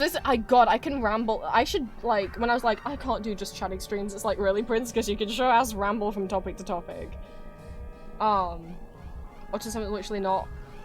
Yeah, well, autism assessments also weren't written really with autistic people in mind, and also, like, I feel like the best autism assessments would be written by autistic people. There needs to be more autistic doctors, but ableism exists in there. It's hard for autistic people to become doctors and psychiatrists. Yes, they can. Yes, they're capable, and I think autism assessments would go down a lot better if they were conducted by autistic doctors.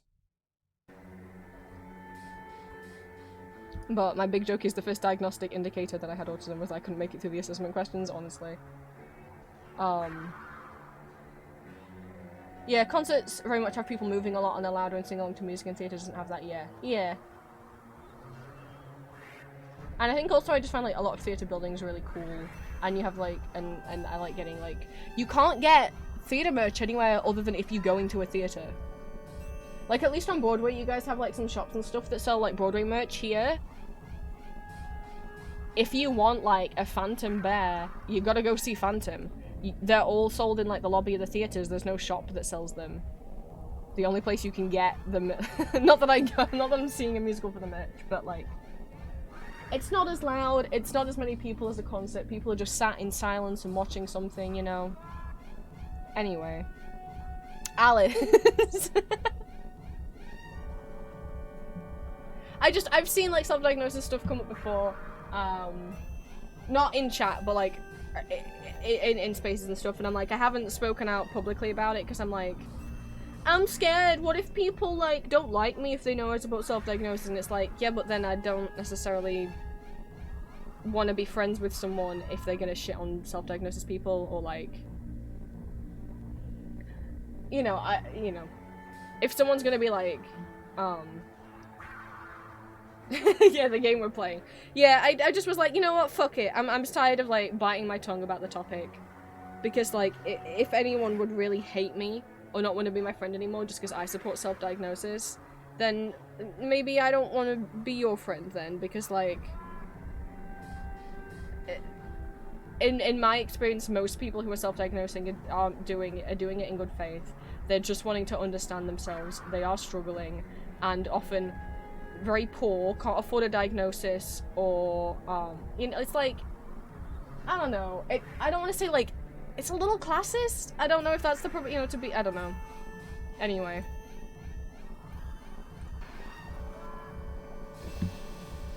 remember Ali, at the game we're playing, and there's wind that I can't see, so I'm just gonna start jumping.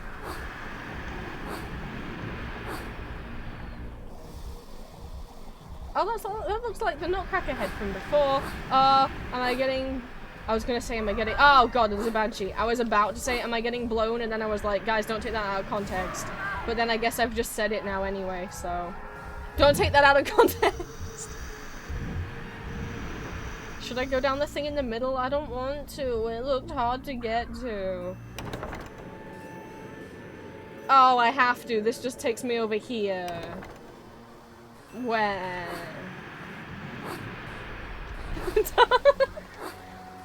By the wind, guys! Am I getting blown by the wind? Oh god, this is gonna be hard. Please don't. Please don't. What am I meant to say? If I can't say please don't blow me, what am I meant to say? Please don't have to jump through these things. I swear to good god. Well, now I'm in the water. Which... seems like it's damaging me. I'll be real.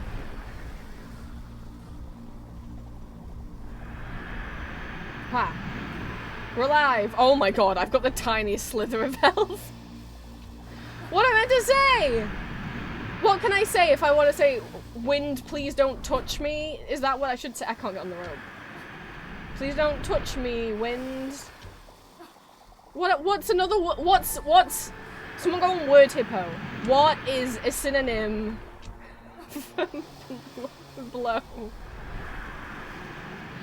I'll go back and clip it. But also, if anyone, I'm not ashamed, it'll still be fine, it'll be a funny clip.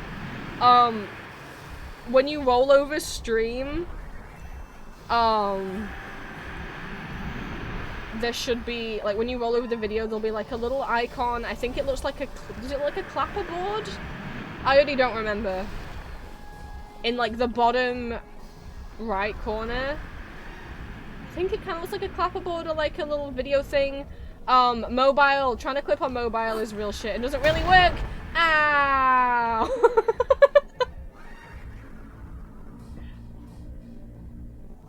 Thank you for the head pats. Not yet, sure, knock me off. That sounds wrong now as well. Oh, I'm sorry, I just made... Oh, I can just jump that? Alright, I can just jump that, I suppose. I'm just going for it, I'm just going for it, I'm just going for it, I'm just going for it, I'm just going for it. But I swear to God, owie. Did you follow me? Oh, do I have to jump through these things? This feels evil. Oh, this is horrible. What is the camera doing? Oh, and there's a banshee? You can't get me. I'm in a little tube. This can't be platform. No, this is the worst.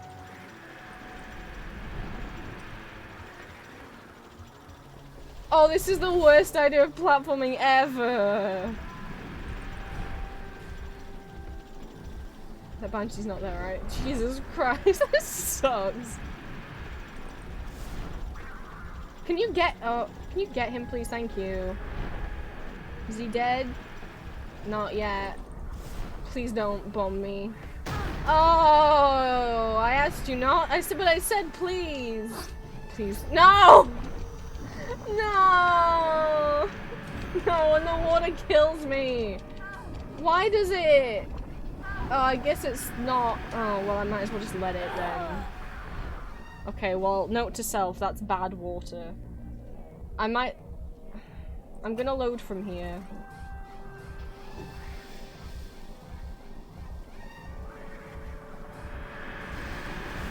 Wind.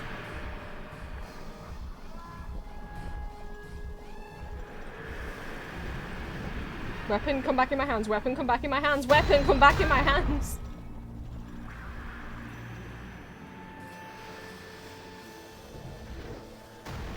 Ouchie. Elixir, I don't know why the sound didn't play, but ow. Elixir Cube Destiny, thank you so much for the follow and for becoming one of my children of the night. There should have been a little noise that played, but there wasn't. I don't know why there wasn't. Welcome in. We're playing American McGee's Alice. If you're not familiar with the game, we have a message pinned at the top of chat. If you expand that out, it has a link to a trigger warning list page. If you want to check anything, 'cause this is a horror game. I'm having a little trouble at the moment. We just want to try and get to the end of this section before stream, and then I can eat dinner, but it is already getting a little late. But I wanted to try and finish this section. This is the worst platforming. Like, this can't be how it's meant to be done. There was a banshee. Did I? Maybe in this save file I already killed it. And they're tax. I want to call them tax. They're jacks. No, they didn't get him from there. Alright. She jumps a little bit too far to do this easily. Please don't, please don't, please don't, please don't. I'm struggling enough. Thanks so much for the follow. If you prefer to lurk, that's okay. And if you want to chat, you feel free to, like, say if I pronounced anything wrong.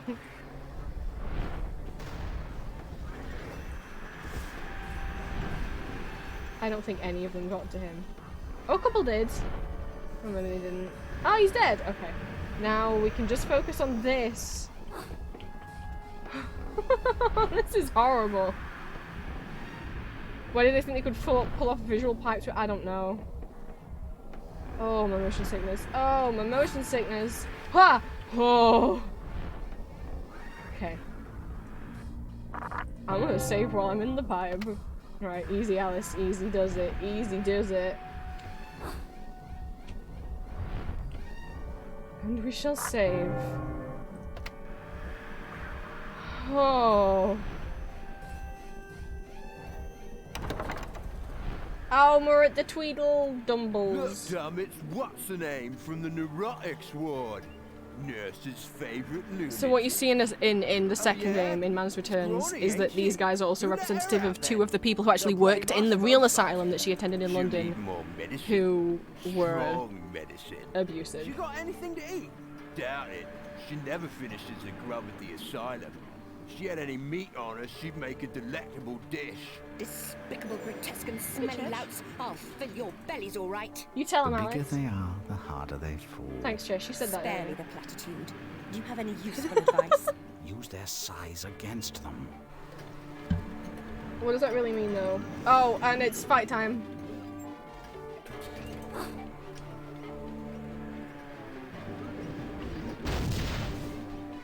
Oh, I'm sorry. Does he spawn more?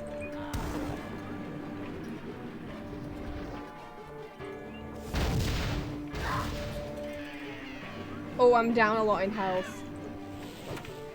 What does that mean? Oh, hi. Okay, so I guess the big one's tummy can open up. And spit out smaller siblings.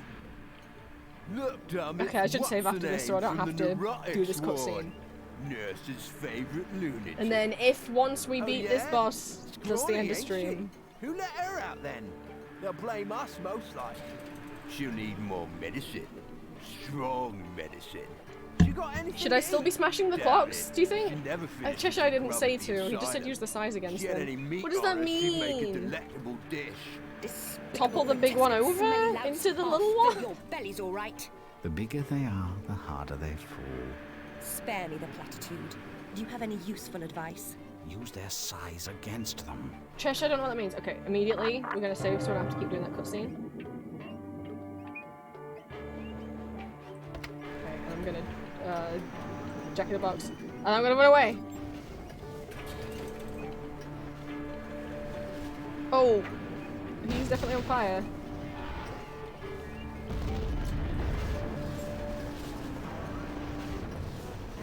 He sure can become a helicopter. Oh, oh, oh, oh, I fell. Oh, I fell.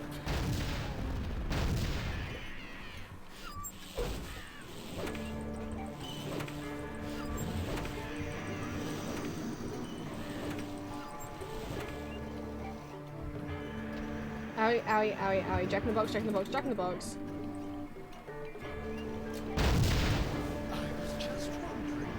Thank you for the hydrate. I will do that later. Oh, there's many flying.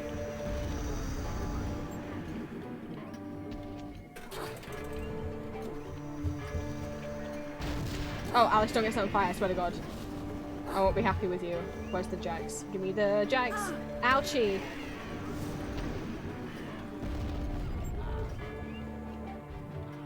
This is the strategy I've decided to do. I'm gonna jack bomb. And I just keep kind of running circles around. I used the wrong jack bomb attack. Is he down? Did I do it? Is the big one down? Did I do it? Wow! That's timing. Is it? Reliable help is so hard to find these days. Hi, My dear, Hatter. you're just in time for tea. Why are you stalking me and I killing only my take mine friends? with friends. Ha! I only take mine with Be among friends. them. Accurately, I mean honestly. Get him, Alice. Oh, I quite forgot. You and the truth are not unfamiliar. Hatter, You would know. you killed Rabbit. You stomped on him right in front of our very I eyes. fear nothing. False. I only take two They're with much. friends. A return trip to the asylum, for example. The memories that drove you there. more years in, shall we say, supervised hospitalization? Ah, yes. You fear much. Of course, all that might be avoided. How? Tell Of course, me, it what could do you again be mean? her belief that all of her friends will die because she can't. She believes that if she like makes friends with someone, they will die. You know. Behind the looking glass. We got to the next area. But yeah, you can. Oh, there's a banshee there. Hang on. Maybe I want to kill that first. But you know, you can interpret that as Rabbit's death being like she's scared of becoming friends with anyone because she thinks if she gets close to someone, they will. And anyone that. I mean, that's what she says after Rabbit dies is. Anyone I care about, I can't remember what exactly she says, but pretty much anyone she cares about is doomed to, like, die. That if she cares about anyone, they'll get hurt, so she's better off alone. Because she believes she's cursed. Cool, okay. Whoa! We did it.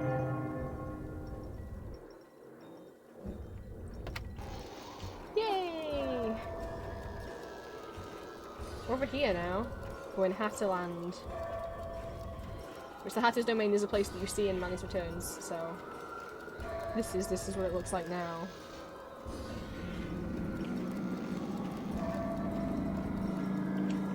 Oh, I got a little bit of headache. This is getting dark outside.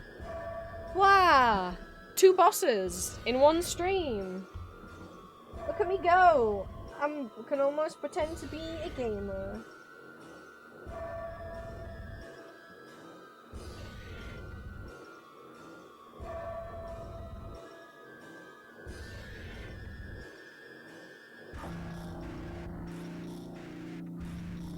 We making progress. I'm thinking the only other location I remember. Is that pig sound? There's no piggies in this game. This isn't Madness Returns. There's no pig snouts to find. I remember the Hatter. There's a character that I love, who I think we find here, and then he flies us out. Obviously we haven't done the Jabrock fight yet, and then obviously the Queen. So maybe it's just the penultimate domain. Maybe after this it's just the Queen. It's Queen time.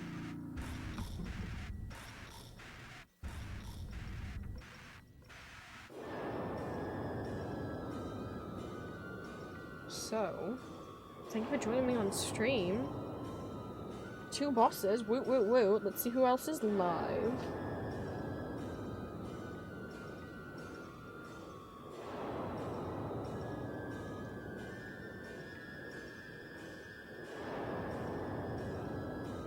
Few people live. Which one of them shall we pick?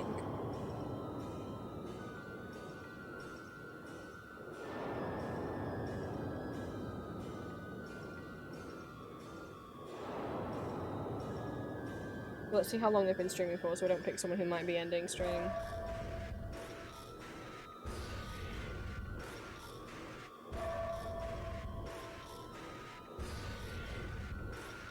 The pig noises are freaking me out. I'm like, there's no piggy snouts in this game. Is my Twitch not? I think my Twitch app's not working properly. It's not letting me see people's streams.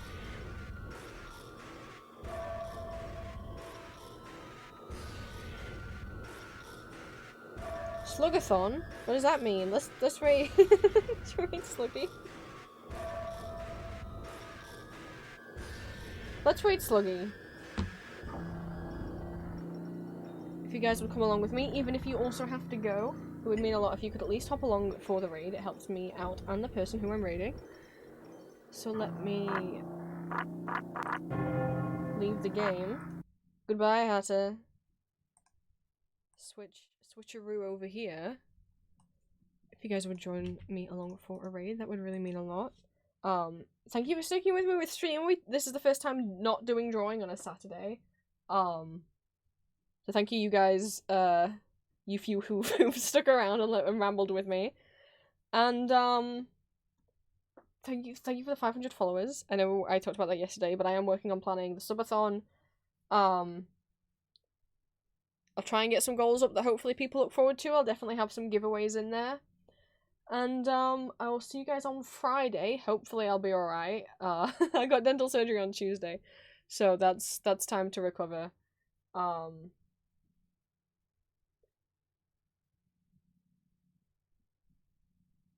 I trap myself this because pretty much I'll just be living off pasta and beans because there's not that many soft. I don't like soft food.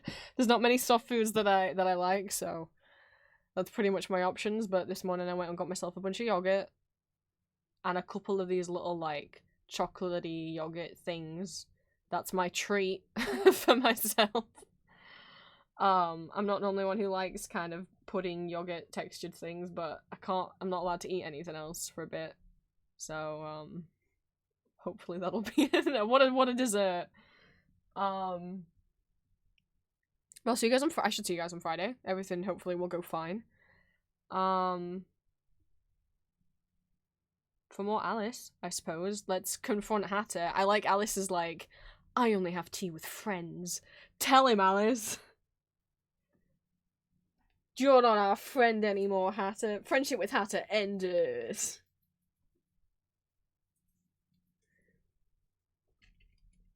Thank you for the well wishes. Let's do a raid. If you are subscribed to me, you can copy and paste the message I just put in chat. If you are not subscribed to me, then you can copy and paste the message that Stream Elements just posted in chat, and you will paste them in Sluggy's chat. Sluggy says they're doing a slugathon, which either means they're doing like a subathon and they're raising, either that's a pun on like subathon and they're encouraging people to subscribe with little rewards and stuff, or it might be a donathon, or it might be their birthday. They are wearing a little party hat and there's some cake on screen, but I don't know for sure that it's their birthday, so I'm not gonna say happy birthday and then look like an idiot if it's not their birthday. I'm making sure it's Sluggy Merc Slug. That's what I typed. There we go. I think they're doing some artwork at the moment. Well, they're doing all sorts of things, I guess, as they reach different goals. But yeah, thank you for the stream. Hope you guys enjoy checking Sluggy's streams out and maybe supporting them. And I will see you guys on Friday. And I'm trying to desperately get sorted. I know I mentioned yesterday, I would like to, every Sunday in October, stream a different spooky Halloween-y kind of musical in the Discord, which is Patreon exclusive. But if you would like to join, if you're not already in. So hopefully that will be happening. If I can get I just need to get my hands on a couple files. Hopefully I can do some trains and get myself, but if I can't manage to get a little shop bootleg, then I'll just have to try and switch it out, that plan out for something else. Or we'll watch the movie, I guess, or something. I don't know. I'll see you guys on Friday. Thank you so much for accompanying me. I normally don't stream this late. It's very dark outside. My eyes hurt. I need to turn my light on. Thank you for lurking, Kapu. So yeah, I'll see you guys for stream on Friday, but you guys know I'll always be around Discord. Yeah. Bye.